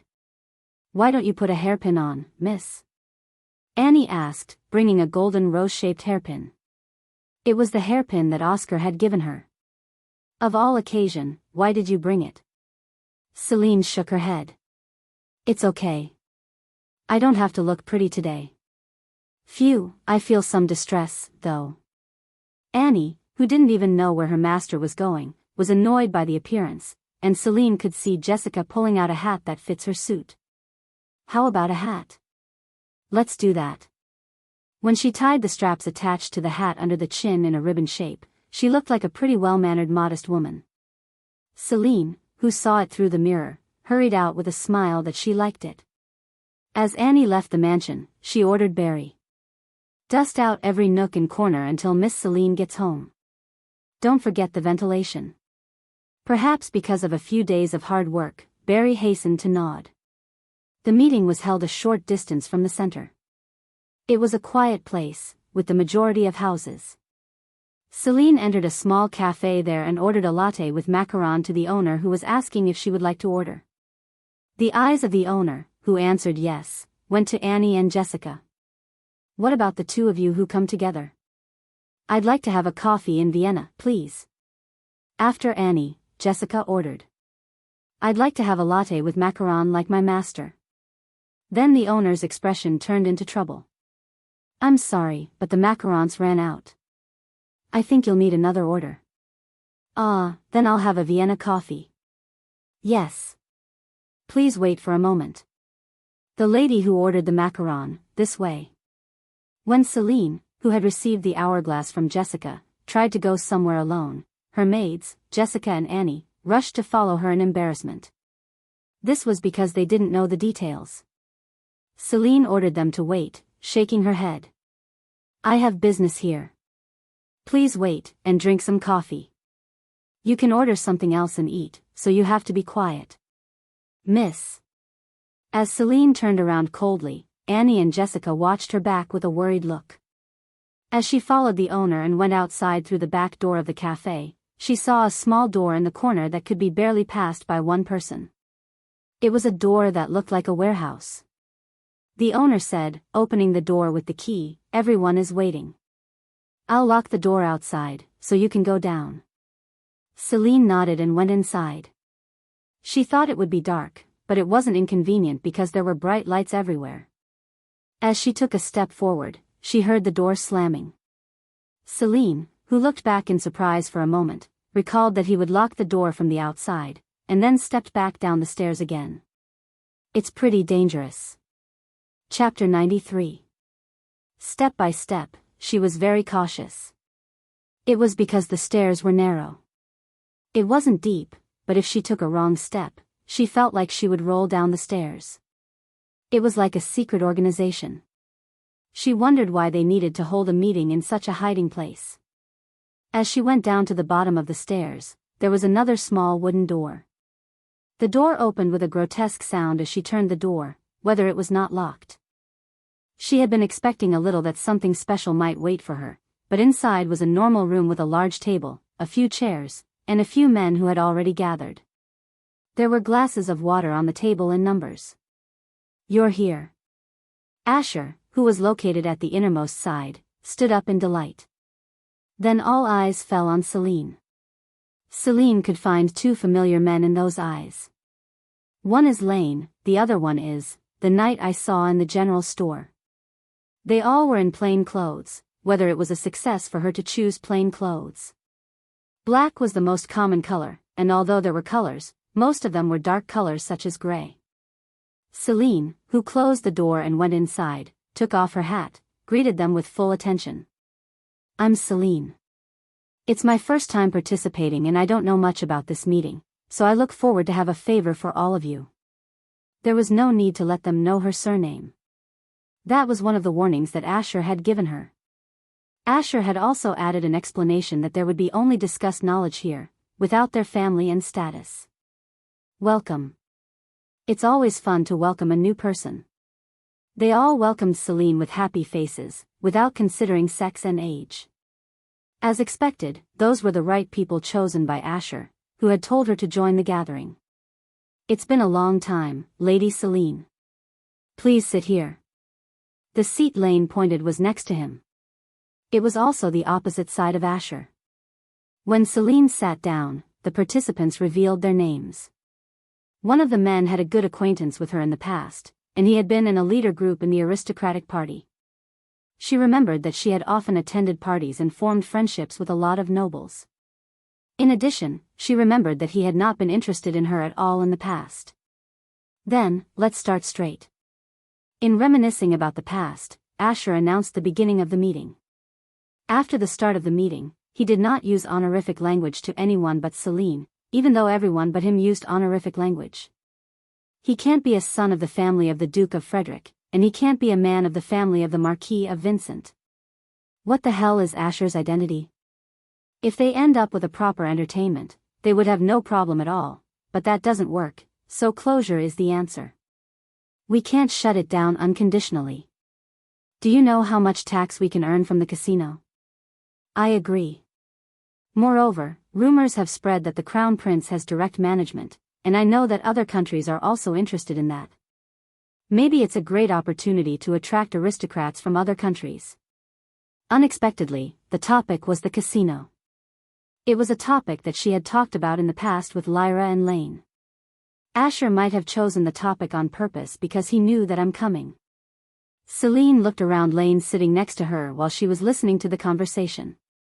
He only took part in the conversation and didn't care about Celine. Closing a legal casino could lead to illegal gambling. Stopping it unconditionally is not the solution. He was right. In the future, casinos would be in the process of shutting down after a horse was injured during a race, and people who had been crazy about casinos would gather and illegal gambling would take place everywhere.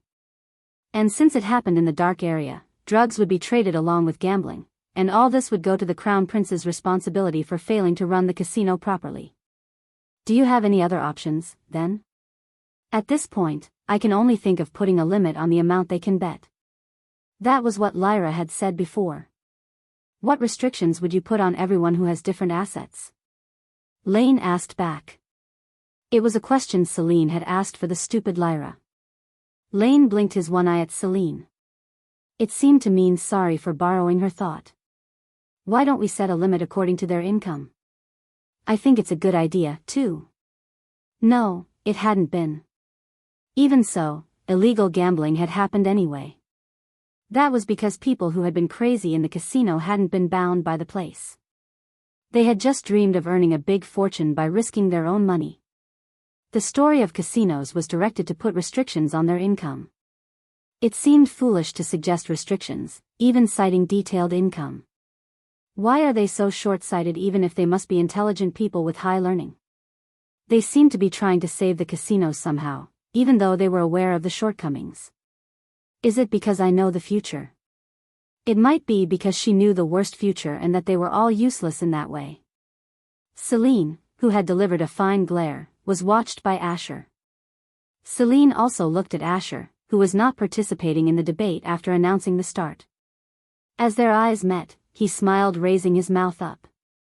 The figure seemed to laugh at her for not saying anything even if she had an opinion. However, it couldn't be possible, in fact. I don't think so. That was why. She felt as if she was being rushed by Asher, so she opened her mouth. The clear, transparent voice that sounded within the space drew attention in a flash. Yes, I can turn over the hourglass, if it is needed. So they would not happen if I would be put to shame. Celine spoke her opinion, fiddling with the hourglass box on her lap. No matter what method we devise, we will have a bad name as the casino business has failed. And so does the Crown Prince. As she suddenly splashed cold water, their faces became strange. A pause followed, and it was Lane who broke it and asked a question, and who had had a similar conversation with her. Do you mean, then, we have to shut it down? That's what I think. If we put restrictions, those who are bounded with the restrictions will put a hand on illegal gambling, and as those kinds of people increase, the dark things will also be activated. That's quite possible. There was such an opinion before. But even if we shut it down right now, we'll hear that the Crown Prince didn't manage the casino well. Why do you have to pay attention to that? This is a gathering of noble leaders, so why do you think of the Crown Prince's honor? Isn't it as if the party of the Crown Prince is devising a way not to give any damage to the Crown Prince? There was only one way if they thought about the honor of the Crown Prince.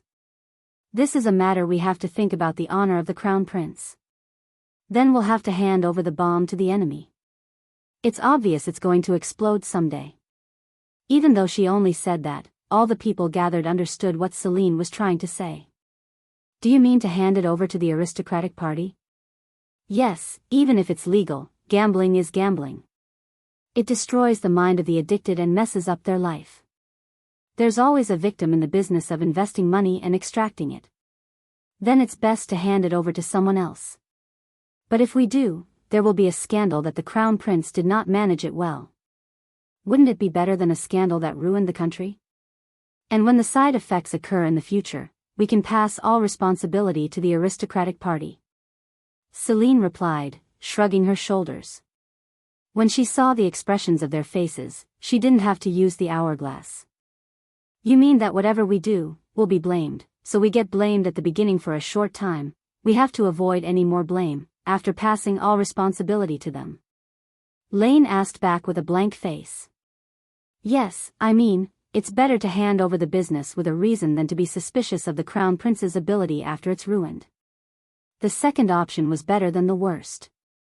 It was better for the Crown Prince. Of course, there were a lot of counterarguments from some of them. I think it's a little premature to make such a decision without doing anything. That's right. If we said so, then the Crown Prince. Stop. Chapter 94. Then Asher, who had kept his mouth shut, as though he had been holding up something pleasant while Celine had been speaking. It was a bit of a mess, unlike the first one, but he had a fine smile. She didn't know why, but it was a smile that he seemed to feel good. We've got a lot of good ideas. Everyone glistened their eyes, paying attention to Asher's remarks. It also seemed that they would carefully listen to every word without missing a single one. And so did Lane, who sometimes had a playful look on his face. She was swayed by the atmosphere and the complexion of Celine changed too. I think that the best opinion is to pass it on to the aristocratic party. It was Celine's opinion. Most of all, I liked the idea that we could reprimand the aristocratic party later. Her cheeks turned a little red when she was praised for not using the hourglass. It was because it was the first time that she had received such praise by someone in the past and the present. After confirming this, the smile of Asher became stronger. As you all know, that's a rare opportunity. The debate, which had lasted for quite a long time, ended with Celine's opinion. The opinion was that the Crown Prince needed to sacrifice his small will for the greater one. Asher seemed quite pleased with it. But as I said so, but after all, it's just a desk theory. However, everyone's got a lot of emotional input. Moreover, there was also a nobleman here to the bone, but everyone discussed it for the benefit of the Crown Prince. Celine checked the condition of Vika, a member of the aristocratic party. He had a very bright look on his face, talking to the man sitting next to him. As she cocked her head in wonder, he looked at her, feeling her stare. Unexpectedly, he smiled and praised her for her brilliance. Why didn't I know such a wise woman as Celine until now? I'm sure I wasn't great enough to make a name for a man I had no acquaintance with. Huh, you're too modest. I'm glad to know you even now. I hope to see you more often in the future. What the hell is Vika thinking? She remembered that during the debate, he had only put forward his opinions that would not hurt the Crown Prince as much as possible. so no progress had been made. Even though others had also done that, but she knew he was a member of the aristocratic party, she realized it was a very strange act. She also had a hunch that he was very dangerous. Let's not pay any attention. Celine shook her head. She only attended the meeting to broaden her knowledge and give Lyra the worst possible end. Further speculation and meddling were meaningless. After the meeting broke up, the people gathered in the basement left with the time difference. It was a very attentive meeting, not to mention the place to gather. In the order that Lane set them out, the rest were Celine, Asher, and Lane. Asher asked Lane, who did not go out when his turn came, with a chin gesture. "What are you doing without going out?" "Yes." "Do I have to go out, too?" "Get out." Lane went out in embarrassment, on Asher's stern answer. All the people went out, and Celine and Asher were left in the empty space. It was Celine who opened her mouth first. "Why didn't you reveal your name?" "It was to find out what kind of person you were." As if he had waited, he answered very easily. Celine continued to ask questions. "Why did you try to figure me out?" "Because I'm interested in you." Celine frowned. It was because of the word interest. Then Asher added an explanation. "It was the beginning that you knew about the information of the casino, but the story I heard later from the Count was quite interesting." "You mean the fur business?" "Yes, I thought he must be a great man because he got the help of a young lady and he was planning a new business." "So that's why you helped my father with his business?" "You can say that. I wanted to build a friendship and find out who you are." "You sent Lyra all that wealth just because of that?" "To build a friendship and get to know the true nature of a lady, who was little and insignificant." "Was it worth it to myself?" Celine's expression quite darkened. "So, did you find out who I was?" The colors of the pupils of his eyes darkened more. It was the same blue eyes that she had met at the square. Then Celine trembled in astonishment, and he smiled and answered, like a beast who attempted the life of a prey. "I haven't figured it out yet, but..." The mood changed in a flash. As he blurred his words, and Celine swallowed. "I'd like to get to know that part slowly in the future for a very long time." Celine's eyelids trembled at the added words. She heard more provocative words than this, but her heart shook strangely because she was distracted by the blue eyes of Asher. To calm her trembling heart, she picked up the glass on the table and drank water.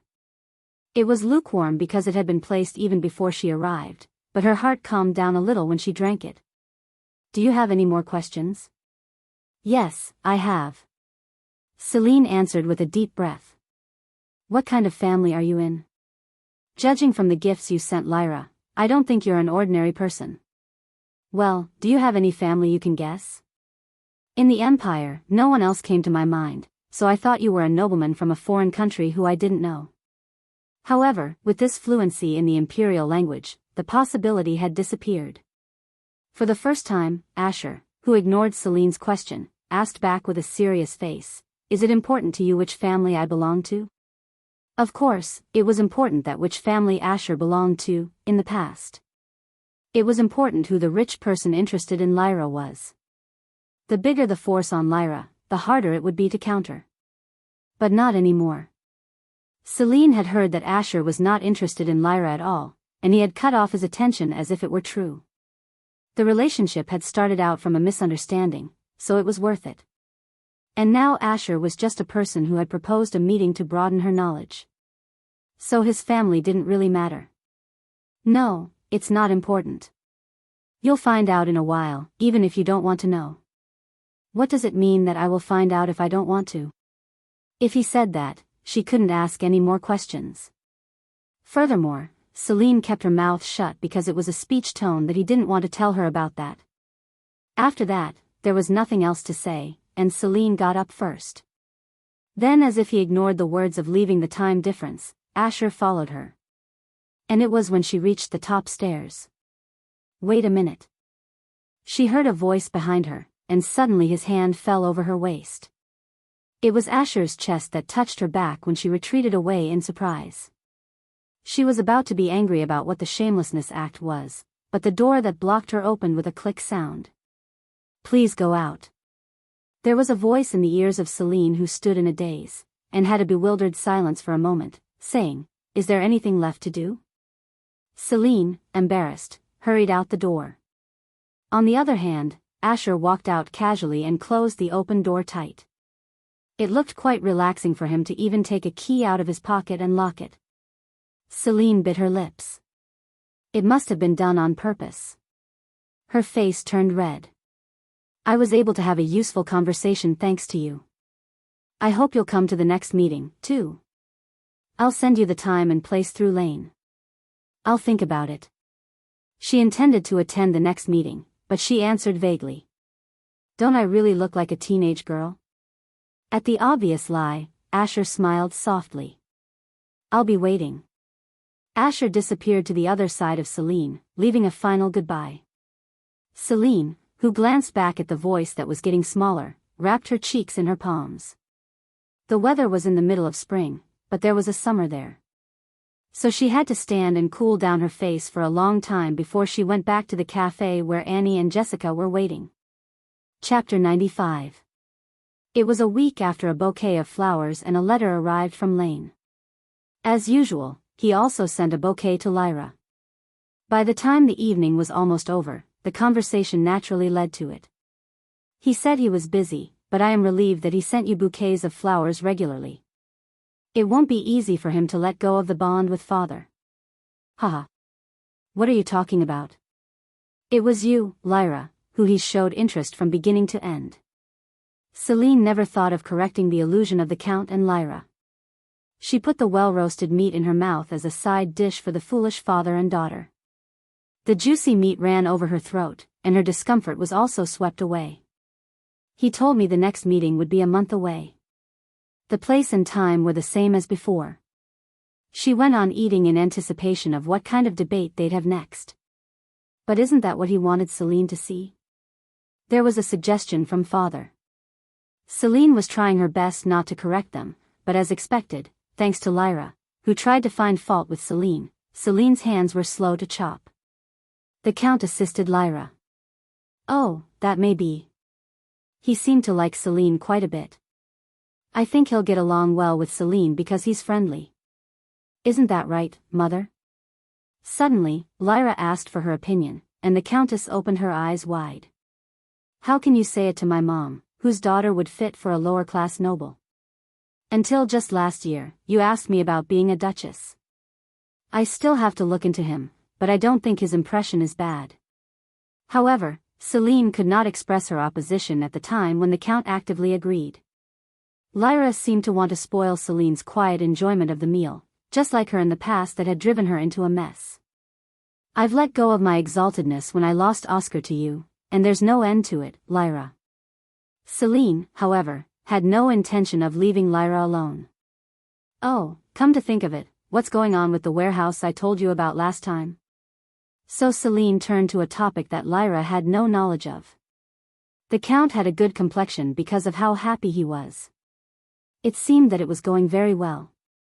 It was for the best to do it that way when I took a closer look at it. I figured it wouldn't be bad if they were built not only in the capital but in all the big cities. So now we're on our way to finding the right land. Oh, my God, it was just a little delusion of mine, and it's like a dream. Not a delusion. You have been good at fur business, too.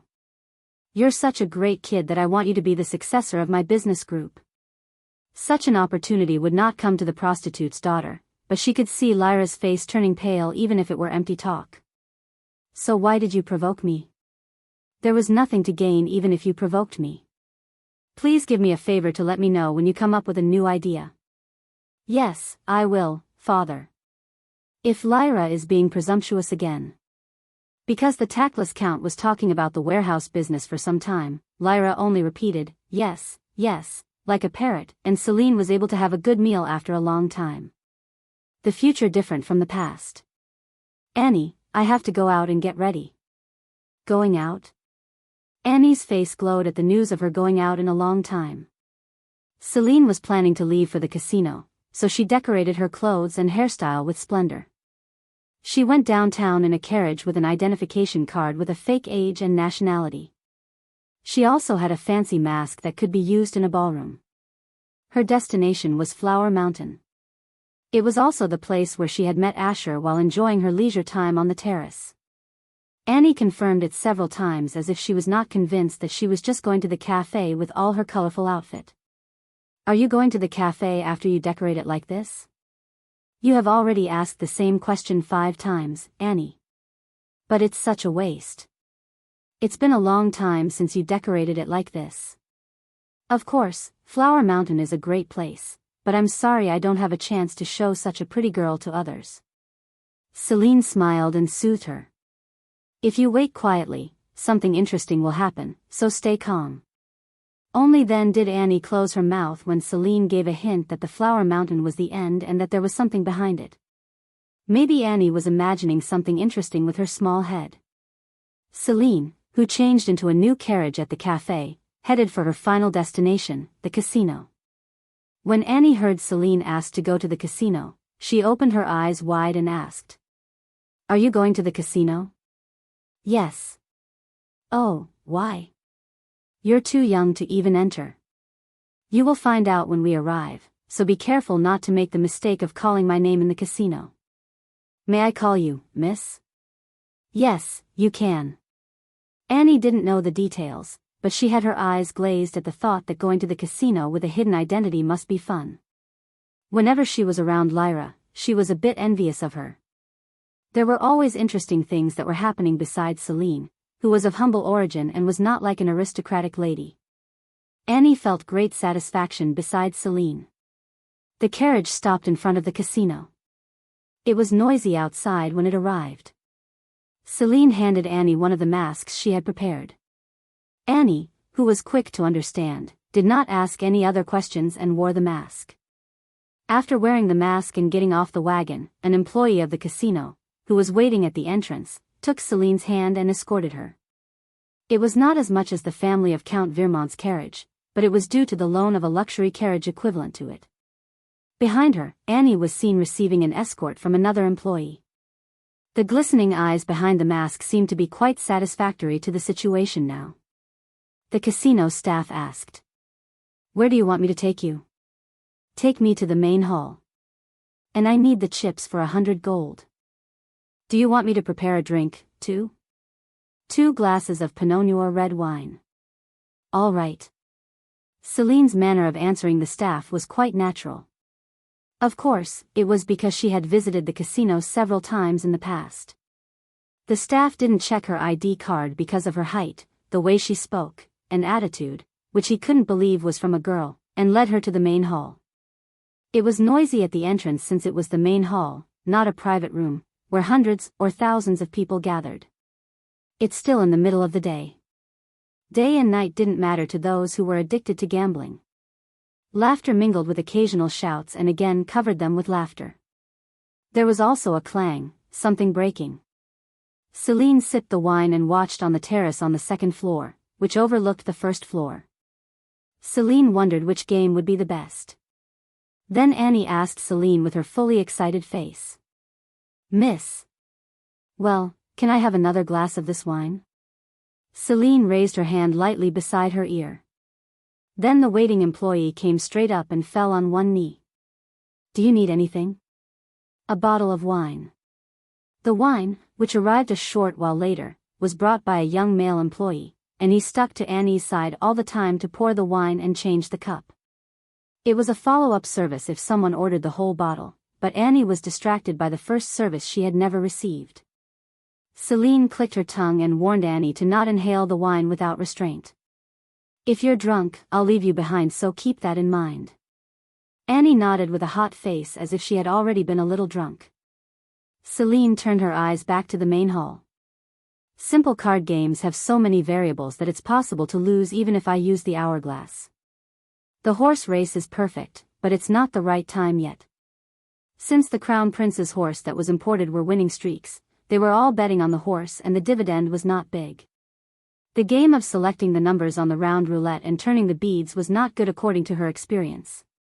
It was possible to manipulate the roulette by the staff, who run the game. Chapter 96. If it's a game of 100% luck. As she was looking through the hall, she saw a card roulette game. It was a game in which the cards were arranged in a row, and only one card was taken to pay all the amount to the same cardholder. With this game, it was possible to win as much money as possible by turning over the hourglass.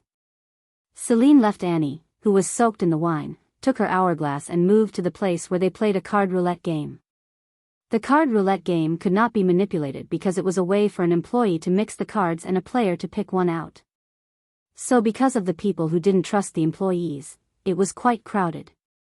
"Which seat would you like to take?" "I'll finish it at once." When she showed the staff a chip worth 100 gold, he guided Celine to a seat a little off the center. 100 gold was a huge amount that ordinary people could not dream of, but it was not that big at a casino. Several tables were placed in front of the card-mixing staff. When she sat down in one of them, she could see some good-looking people around her. She felt like they were going to participate in the game together. There were about 10 or so people. There are about 10 participants in one round. It wasn't bad. The minimum amount would be 100 gold, and it meant that she could get 1,000 gold in just one game. When the staff lined up the cards, another employee waiting next to Celine asked her, "Do you want to choose a card?" "No, I'll start with the next round. I have to check which card will be picked up. In addition, I have to check if there is no winner." Celine watched the game go on for a while, putting the hourglass on the table. The staff checked the time with his pocket watch. It took less than 5 minutes for the staff to line up the cards and the participants to select their desired card and check it out. The time was on point. As most rounds did, even if it was a game of luck, there was no winner. Watching the staff remixing the card of Heart Queen, she turned over the hourglass. "Do you want to choose a card?" "Yes." She then pushed the chips worth 100 gold toward the front of the table and said, "I'll bet all the chips on the card of Heart Queen." Celine smiled leisurely, holding the Heart Queen handed by the staff. The participants looked out for the hands of the staff, who turned over the pre-picked card, with hopeful eyes. The result was fixed. Celine was the only one who kept a smile in the table full of sighs. Oh, my God. Isn't this her first time? She was lucky. But there's no way for her to win the next round, too. The applause and whistles poured on her, who pocketed as much as 10 times the amount of money in just one game. She shook her head at the employee's question of whether she would bet again, leaving without regret. The magic of the hourglass was only once a day. It was time to go back. "Will you take care of my companion?" How much wine Annie drank. She laid on the sofa like a wet sheaf. It looked so ugly that Celine thought to leave her for a while. But she couldn't, and as she asked a staff to carry her, someone put Annie around his shoulders. "What would you like to do with the chips?" "Leave them as they are. Take the calculation out of the chips. I'm going to come back tomorrow anyway." Going back to the cafe, she transferred to the carriage of the Count, which had been waiting for her to return, and went back to the mansion. For the unconscious Annie, Celine explained that Annie had been unconscious like that after eating so much chocolate that contained alcohol because there was little way for a minor to drink, and Celine could easily cheat them. The next day, Annie appeared with a hangover holding her head, and Celine told her that she would go out again, and as if she hadn't done so, Annie dressed herself more colorful than yesterday. "If you do that again today, I'll really leave you behind. I was sorry yesterday, miss. I didn't know I was that weak to alcohol. I'll be right next to you today." Indeed, Annie followed Celine all the time, apparently reflecting on herself yesterday. Of course, there was a white wine of Pinot in her hand. With the intention of controlling it, she never emptied her glass like yesterday. "Which seat would you like to take?" The same employee as yesterday asked Celine. Celine said, showing the chips worth of 1,000 gold. "I'll finish it at once." Then, unlike yesterday, he guided her to a seat in the middle. The number of participants was about 10, similar to yesterday's, but there were so many onlookers that she could not even count. Whether she was surprised by the crowd, Annie asked, shrugging her shoulders. "Mississippi, miss, why are there so many people here?" "How many chips did you show them?" 1,000 gold. 1,000 gold? Annie shouted. Her face was red because all the eyes of the crowd were directed to her, and she asked Celine again. Did you say 1,000 gold? 1,000 gold? You mean 1,000 gold at a time? Annie, you don't have to stress that much. 1,000 gold is right. Well, if you win, how much do you earn? It's multiplied by the number of participants. There are about 10 people, so. If you win, you get 10,000 gold. It was equivalent to the amount spent in half a year at the family of Count Vermont. The amount included spending by the Count and the Countess, Celine and Lyra, Kane's allowance, and finally food and other administrative expenses, including the salaries of the servants and maids. Considering the wealth of the family of Count Vermont, it must have been quite a large sum. Annie said, wiping a cold sweat from her palm on the hem of her skirt, Miss, by all means, win. Win. Be sure. Annie seemed overexcited even if it wasn't hers. Cheer up. It was a game of winning and losing according to luck. What could Celine do with cheering herself up? Even Celine knew that. She said that she got it with a smile because Annie was cute when she was talking about nonsense. It all originated from the relaxed mind of Celine, who knew she would win. Celine turned over the hourglass when she saw an employee mixing clover 4 into other cards. Then she said, betting all the chips on it, as she had done yesterday. I'll put all the chips on the clover 4. And Celine, who, like yesterday, got 10,000 gold in less than 5 minutes, played just one game and left the casino without regret. It was instantaneous that rumors about a mysterious woman, who had earned 10,000 gold from 100 gold with a game of 2 rounds, in just 2 days spread all over the casino. Oh, my God, 10,000 gold. Miss, have you decided what you're going to do with it? 10,000 gold would be a huge sum for most people but not for Celine. Leaving Annie in the midst of a fuss behind, Celine hurried to get ready to go out with Jessica's help. It's far from enough to hoard. Of all occasions, this was especially true because they were luxury items such as pepper and sugar that the route were blocked. The basic unit cost was expensive, and it took quite a lot of money to buy more than half of what was released on the market. Even if I buy sugar, I need at least 50,000 gold. 50,000 gold will be far short. 1,000 gold was the best for the game in the hall. The above was done in a private room. It was not desirable to play games in a private room since she had been winning consecutive games, and the maximum she could get by using the hourglass was only 1,000 gold per day. It's going to take longer than I thought. I'm tired, too. After using the hourglass, she slept all day long to relieve her fatigue. Recently, she had been forced to wake up, covering her face with a towel soaked in cold water. So she felt weak and tired, and she fell asleep at any time. It happened only in 2 days. It was too much to last 5 days. Chapter 97. I'll be fine if I take a day off tomorrow. So she thought she would have to take a good rest for a day or so. She still had time until summer anyway. It was okay not to rush. Celine, who was determined to stay just today, squeezed her last remaining strength and headed for the casino. Annie, who got used to it after only 3 tries, ordered the drink herself. Unlike Annie, however, Celine just wanted to finish the game quickly and go back as soon as possible. She was about to fall down right away. I'll be back soon, so don't drink too much and wait. Wait. Miss. I'm coming with you. No, I'll be back soon, so wait. So Celine left before her drink even came out. If she took Annie, she would lose her time because of Annie's useless remarks. Celine hurriedly walked away, and Annie looked at Celine's back with a disappointed face. Spectators flocked to the arrival of Celine, who had won for 2 consecutive days. Although she covered half of her face with a mask, her unique blonde hair and fascinating lips made her special. I'm going to take a rest for a while even if I'm not tired. With this attention, there would be restrictions on her behavior.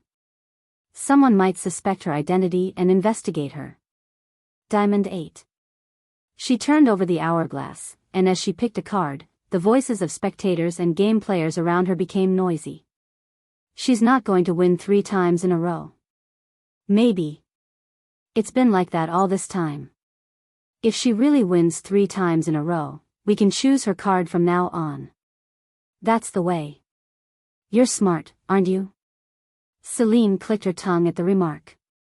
She hadn't thought so, but if so, everyone would win and her dividend would be low. She put the hourglass back in the box, thinking she might have to wear a wig next time. Diamond 8. No one had won 3 consecutive games in the entire history of the casino. Unlike other card games in which each round a winner would come out, it was hard to win even once. Unlike bead roulette, it was impossible to manipulate the game with employees. Nonsense. What the hell happened? I'm sure she did some magic. For example, the magic of clairvoyance. Celine, who confirmed her victory, got up from her seat. Is she leaving now again? She's not playing another game, is she? Let's follow her. Good idea. Let's ask her to tell us how to do it. Unlike before, there were a bunch of people that followed behind her. They were faster than she thought. It would be best for her to leave the casino quickly, but she couldn't increase her distance between her pursuers even though she was quick on her feet. In the first place, it was almost impossible for Celine, who was in high-heeled shoes, to elude men in soft leather shoes. Hey! Wait a minute. Let's have a conversation. Hey! Whenever they felt that Celine was about to flee, their voices would break out from the following crowd. It was bizarre to see several men chasing a young woman even though she had won the game. In addition, the growing voices of those who followed her were enough to instill fear in Celine. They looked ferocious. It was as if they found out the way of how she had won the game, and they would shatter her body into pieces if they caught her. As she hurried to avoid them, she entered a strange place and saw a dead end in the distance. The group that followed also checked it and slowed down. What do I do? It was then. A hand that popped out of nowhere snatched Celine. She could see the door closing behind her before she realized she had been dragged somewhere. The person, who snatched Celine, closed her mouth to prevent her from screaming. If you don't calm down, people will come in. Will that be all right? Unlike Celine, who had half of her face covered, the man's voice buzzed because of the animal's mask covering his entire face and hair. Then Celine nodded when she realized that he was actually trying to save her. His hand, which was covering her mouth, slowly descended. Where am I? It's a private room. I just rented it for a while. When she rolled her eyes around, she saw a big table, a few luxurious chairs, organized cards, etc. As he said, it was a private room where VIPs could play games with high stakes. I don't know what your intention is, but thank you for your help. Celine expressed her gratitude gently. Then the man warned quietly. You've been a little rash. This is a dangerous place for a woman to walk around alone. Except for your gender, this is a tough spot for anyone who wins the game for 3 straight days. There are crazy people who have lost their money. She couldn't answer back because his advice was reasonable. She just nodded quietly. Thank you. I'll go now. It's still dangerous. They'll be waiting outside. As if to back up the man's claim, someone banged on the door. Surprised, Celine crouched and trembled, and he helped her sit on the sofa. I think you'd better wait for a while even if it's inconvenient. I suppose so. The man sat in front of Celine. She was so absent-minded, and she thought that he was wearing an animal mask, but it turned out to be a mask of a lion. The mask's golden mane shined whenever the light was reflected from it just like a real lion. For a while, the eyes of the lion were on Celine. Unlike Celine, whose mask clearly revealed her mouth and both of her eyes, the man's mask covered his whole face, and she was not sure if he was really looking at her, but it was clear that he was facing forward. You told me you rented this room, but others aren't coming? It was Celine who broke the silence first, unable to overcome the burden. The man replied, yes. Luckily, I only rented a room, but I haven't decided on what to do yet. I opened the door to deliver it, and I noticed you stood there. Oh, I see. If the man's words were true, then that was going to be favorable for Celine. She thanked him again. I don't know if I can ask this question to anyone who's been suffering until now, but may I ask the secret of winning consecutive games? That's not hard to answer since you saved me. And it was very simple because she wasn't going to tell him the truth. Perhaps, it might look like an unexpected answer for him. He put his arms on the table and brought his upper body close. Celine, who regained her composure, smiled softly and replied, I just left it to luck. Huh, oh my. I tried to get it too easily. He took his arm off the table again and straightened himself as if he understood what Celine meant. This time, Celine asked, don't you feel uncomfortable with a mask covering your entire face? It's uncomfortable, but I can't help it because I don't want to show my face. It was a meaningless question with a fixed answer. Since then, the two, who had nothing else to say, kept quiet. A very long silence ensued. The time felt longer because she didn't know when to go out. In addition, the eyes of the lion, which replaced the ones of the man, were also burdensome. It was time to overcome such a long silence that would never end. Knock knock. Someone knocked on the door outside. Celine, who had barely recovered her composure, took another breath.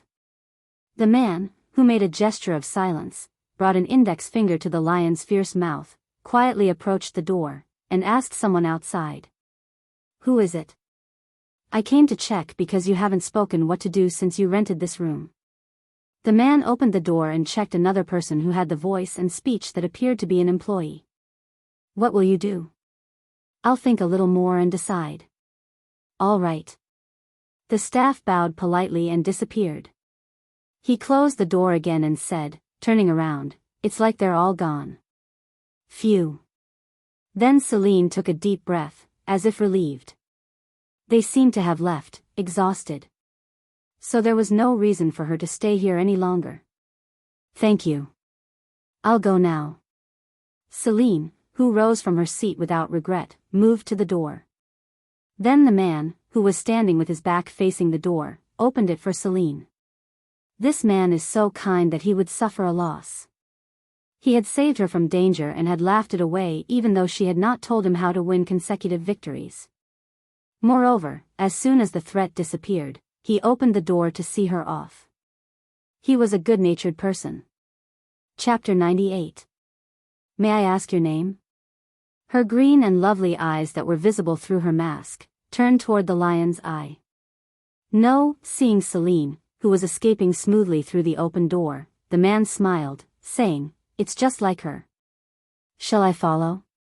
It was the man, who had just imitated an employee. He was also the knight that had overpowered Celine's knights in the general store. Asher, who had taken off his lion mask, replied, yes. Help her get out of here safely. Asher heard the rumor of Celine when she visited the casino for the second time. The card roulette game was a game in which players hit only one card out of 52 cards, so the dividend was not high, but she won for 3 consecutive days. She even won right away. The rumor reached Asher, the casino's manager. Interested about how she won in a game that couldn't be manipulated, Asher waited for the main character with the winning streak to appear at the casino. Of course, until then, he didn't know that Celine was the main character of the winning streak. But as soon as he faced a face covered by a mask, he could see who it was. No matter how much her face was covered by a mask, her green eyes, shiny blonde hair, and bewitching lips that did not match her age, were not so common. Diamond 8.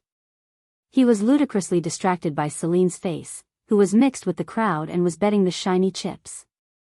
Her makeup and clothes that made her look like a grown-up matched so well that he forgot her real age and made a feigned smile. So, in a moment of being distracted, he was unaware that Celine had already left and put her in danger.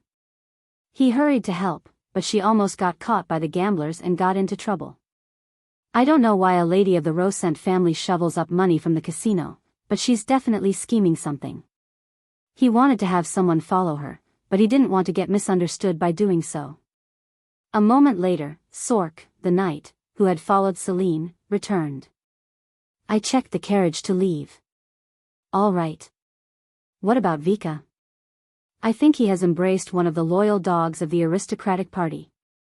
I heard he'd like to come over for an inspection sometime today. He'll probably arrive soon. By the way, do you really intend to dispose of the casino? Yes. As Celine had said, Asher had decided to dispose of the casino.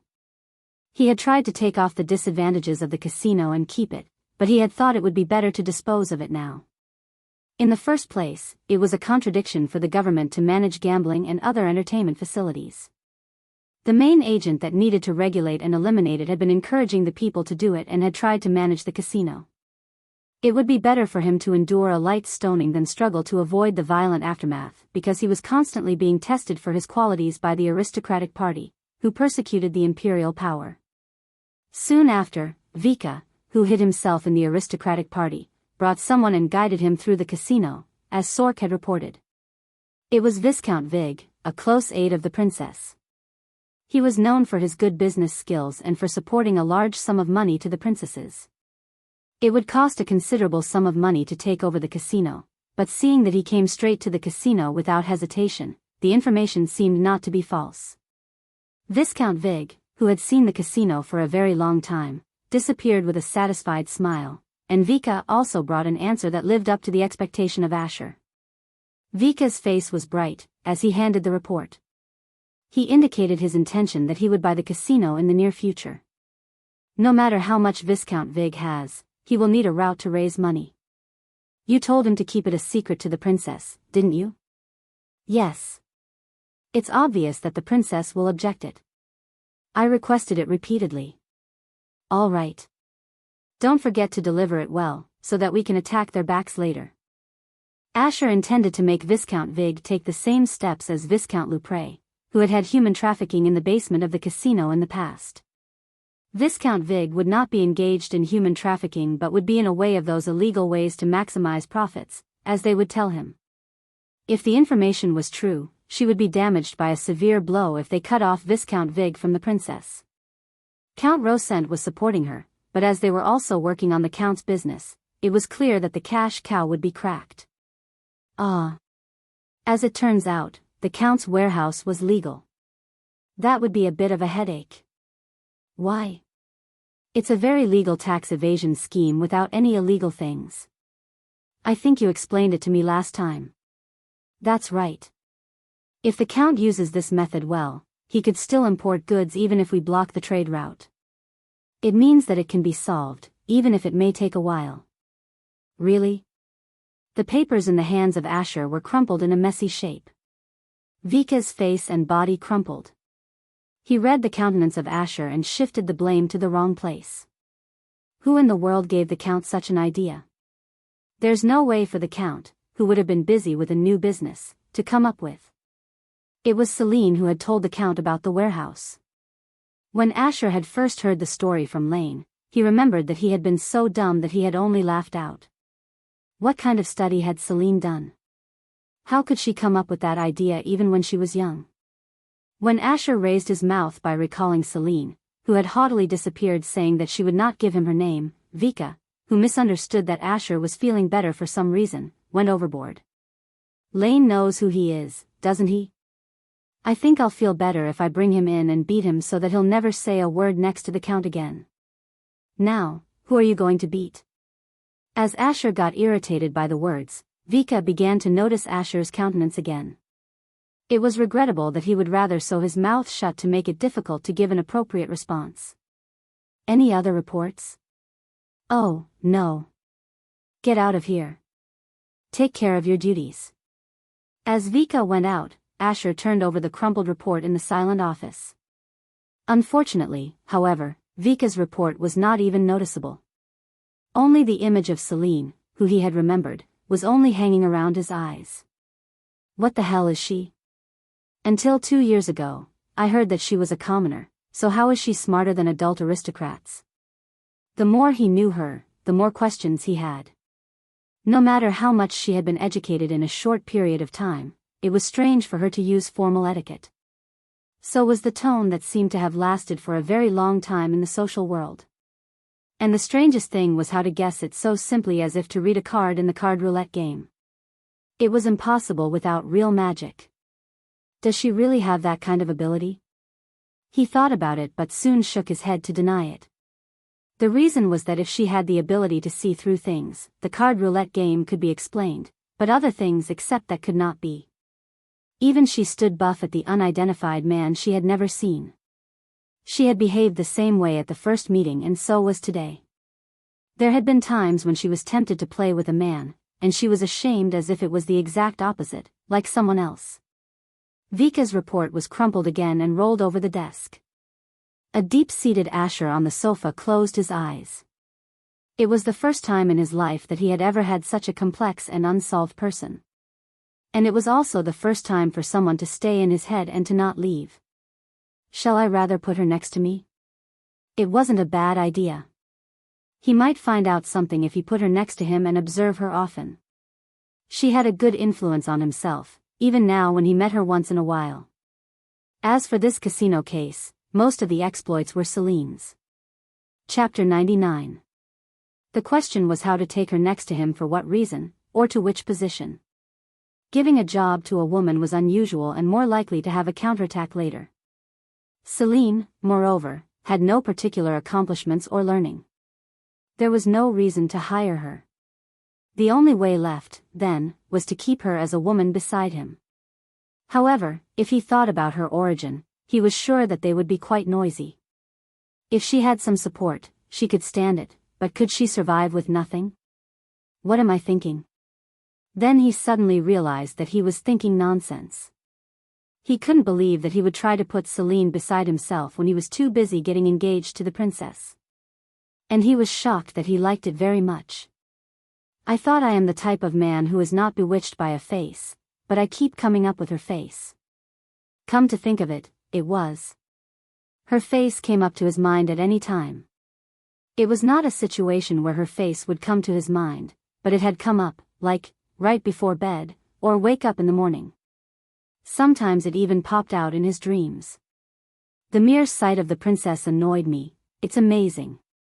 Then, when his thoughts reached Princess Isis, he judged that all of her thoughts and minds were useless.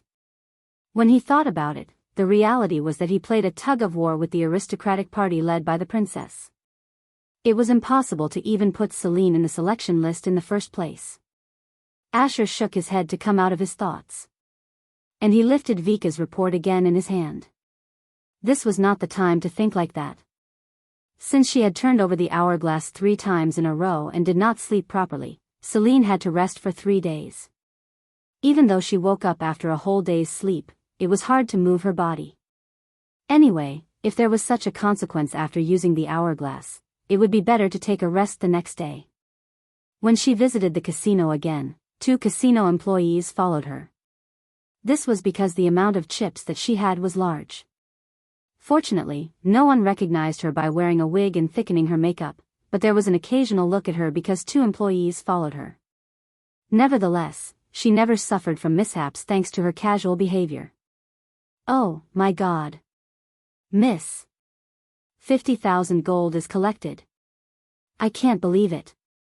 On the wagon back to the mansion, Annie raised her voice without even touching a 50,000 gold check. Although the amount was still far short, she exchanged all the chips with a check, judging that it was hard to make any more money at the casino. Aren't you going to the casino anymore? Yes, it's not a bad start.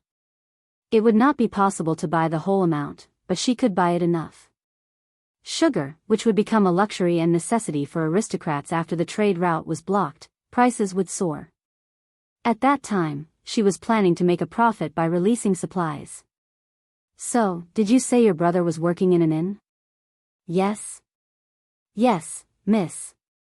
Can I hire your brother? I'll give him enough money. Of course, I'll pay you an honorarium for helping. Annie nodded with a look of anticipation at the word honorarium. Of course.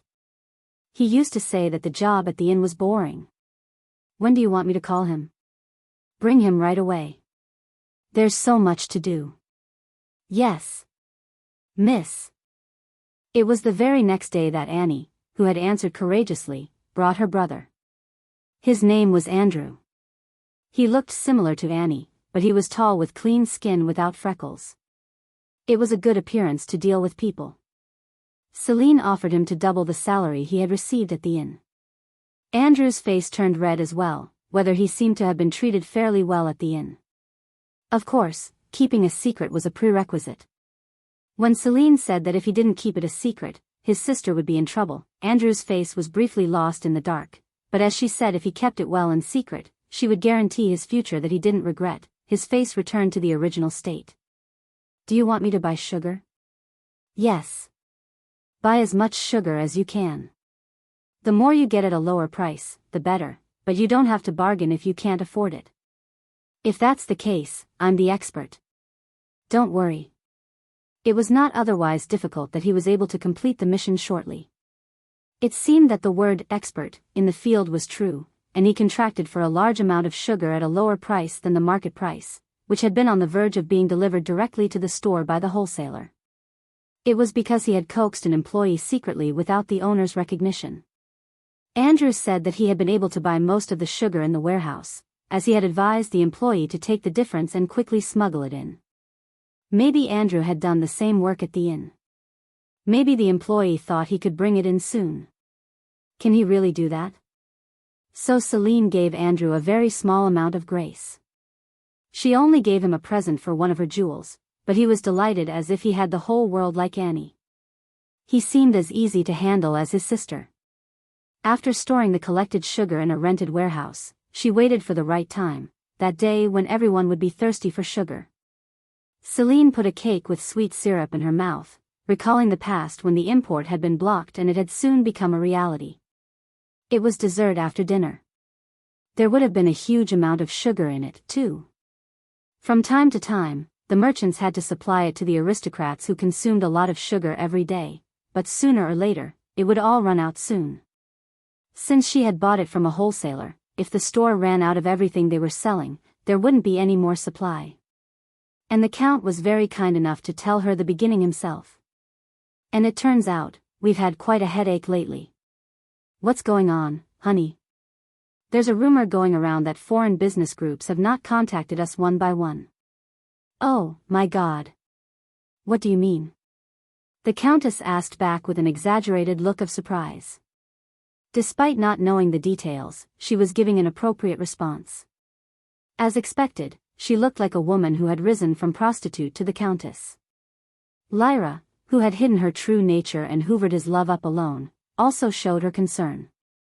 She had always inspired the Count into opening his mouth. So it's a big deal, isn't it? How can they do such a rude thing? That's why I'm so worried. I guess some of the aristocrats who have been doing business with me have also been in the situation. Alas, you should have been good to me earlier. Why did you lie to me?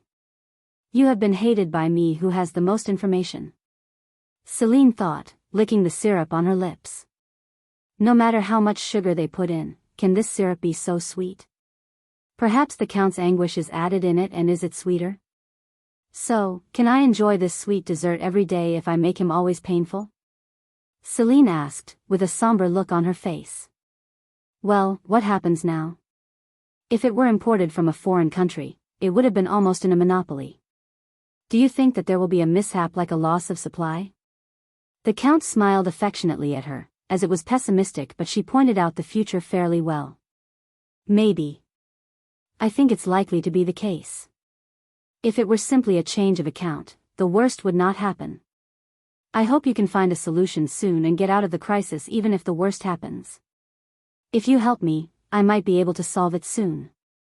The Count seemed to be quite trusting and counting on Celine.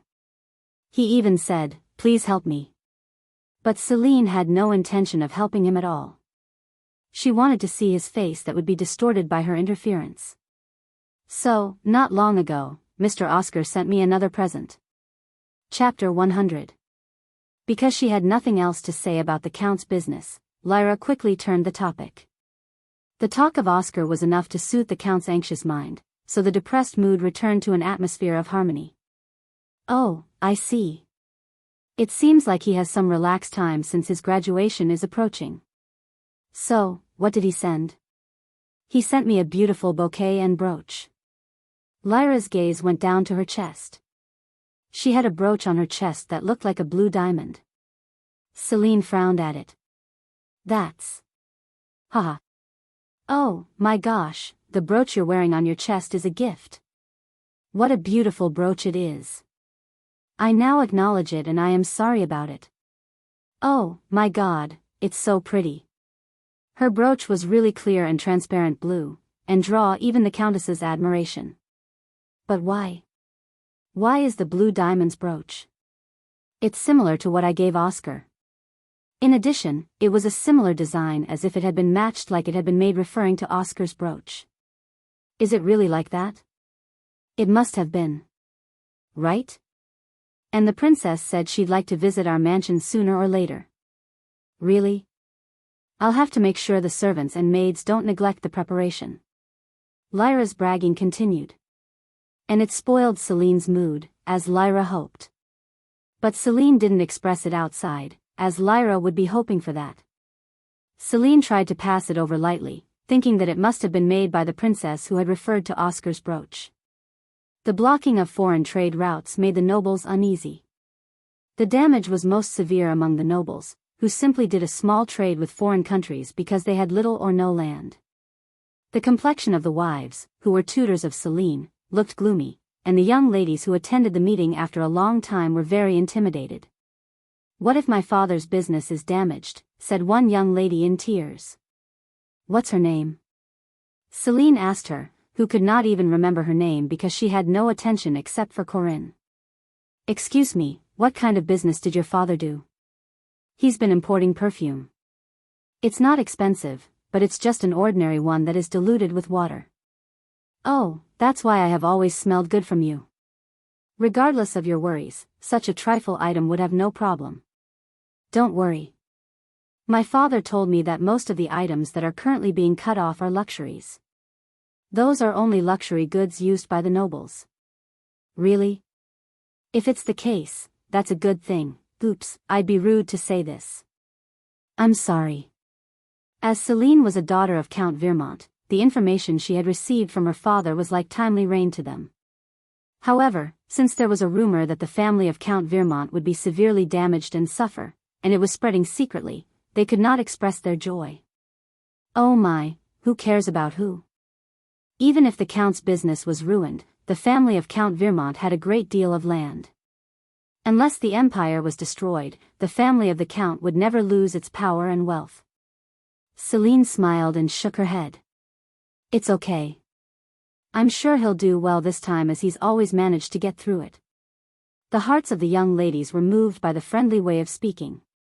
The family that would be most damaged must be the Virmont family, but she did care for other ladies. Even she really thought of it a little. There would be no damage to the families of the young ladies here because they did not have enough money to touch the luxuries of the nobility. Moreover, the luxury of the nobility was monopolized by the aristocratic party. As much as it was profitable, those who held power naturally had a monopoly.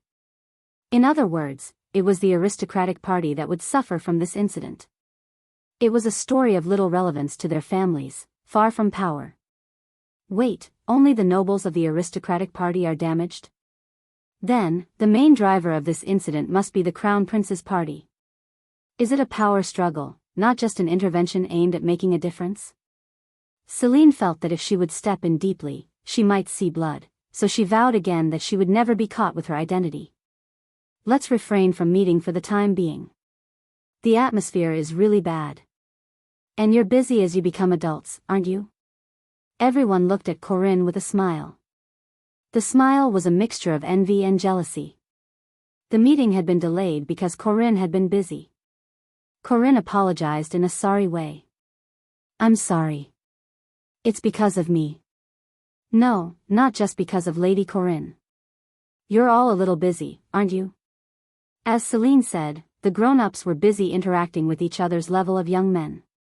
It was great news for Celine, who no longer needed to build a friendship with them. Corinne called Celine when the party was finished and she was about to go back. With slightly red cheeks, Corinne said she had something to say and asked for some time. Something must be good news. There was no reason to refuse. Actually, the Marquis recently requested an engagement. Oh, my God. Celine made a look of surprise even though she had guessed it. Corinne's smile deepened when Celine blinked her eyes, covering her mouth with both hands. The family of the Marquis would have done the ceremony of engagement and wedding in spring from generation to generation, and the ceremony will be in the next year. I've received a formal request and I've given him a reply. Much to annoyance, if a family was more prestigious, they could get married after the engagement. It was to show off their power and wealth. If she got engaged next spring, her marriage would be around the next year. Congratulations. However, since I can't express my heart with my words, I am sad.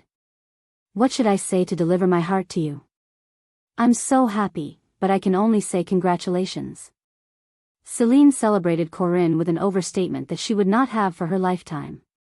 Her excessive hand gestures and expression made Corinne dance. Thank you. It's already been passed on. It's all thanks to Lady Celine. It's like the handkerchief that I made with you together created a connection with the Marquis. As Celine had thought and planned this, great joy overflowed within her. Now Corinne was perfectly on her side. And I think the Marquis would like to meet Lady Celine. He asked me to tell you that he wanted to take some time to invite you to dinner. And the Marquis is a bonus.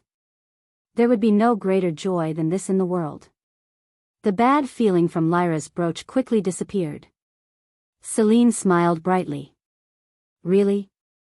It's a great honor. I'm always welcome, so the Marquis can decide any convenient day for him. How could you be so sweet? Oh, by the way, I'm sorry, but I haven't told other ladies about it yet, so I'd like you to keep it to yourself. Sure. The more secrets there were, the stronger their connection would be. Celine opened the gates of hell wide open, holding Corinne's hand as Corinne plunged herself into an ant-hole. A few days later, the second meeting proposed by Asher was held, and the topic was, quite rightly, blocked trade routes. What was a bit unusual was not just how the route had been blocked and how to deal with it, but they rather discussed who would be damaged by the incident. I think at least 5 people will go bankrupt in half a year. I think it's the end for someone who's been keeping his trading monopoly. It's wrong that he has been trying to carry on his family with one business in the first place. It will be okay if he has land. It's because he has believed in the back support without a foundation. It seems that Count Vermont has been running very hard to get a solution, but I don't think that he will go bankrupt in a half year. Nevertheless, the Count will also suffer a lot. It's going faster than I thought, and maybe it's going to be easier to coax Viscount Vig. Amid countless conversations, Vika said with a satisfied smile. A story came out that she didn't know at all, and Celine cocked her head. She thought that reading books and newspapers steadily increased her knowledge and information, but the story about Viscount Vig was new. So Celine asked, Viscount Vig? What did he do? Oh, it's nothing. He recently bought the casino.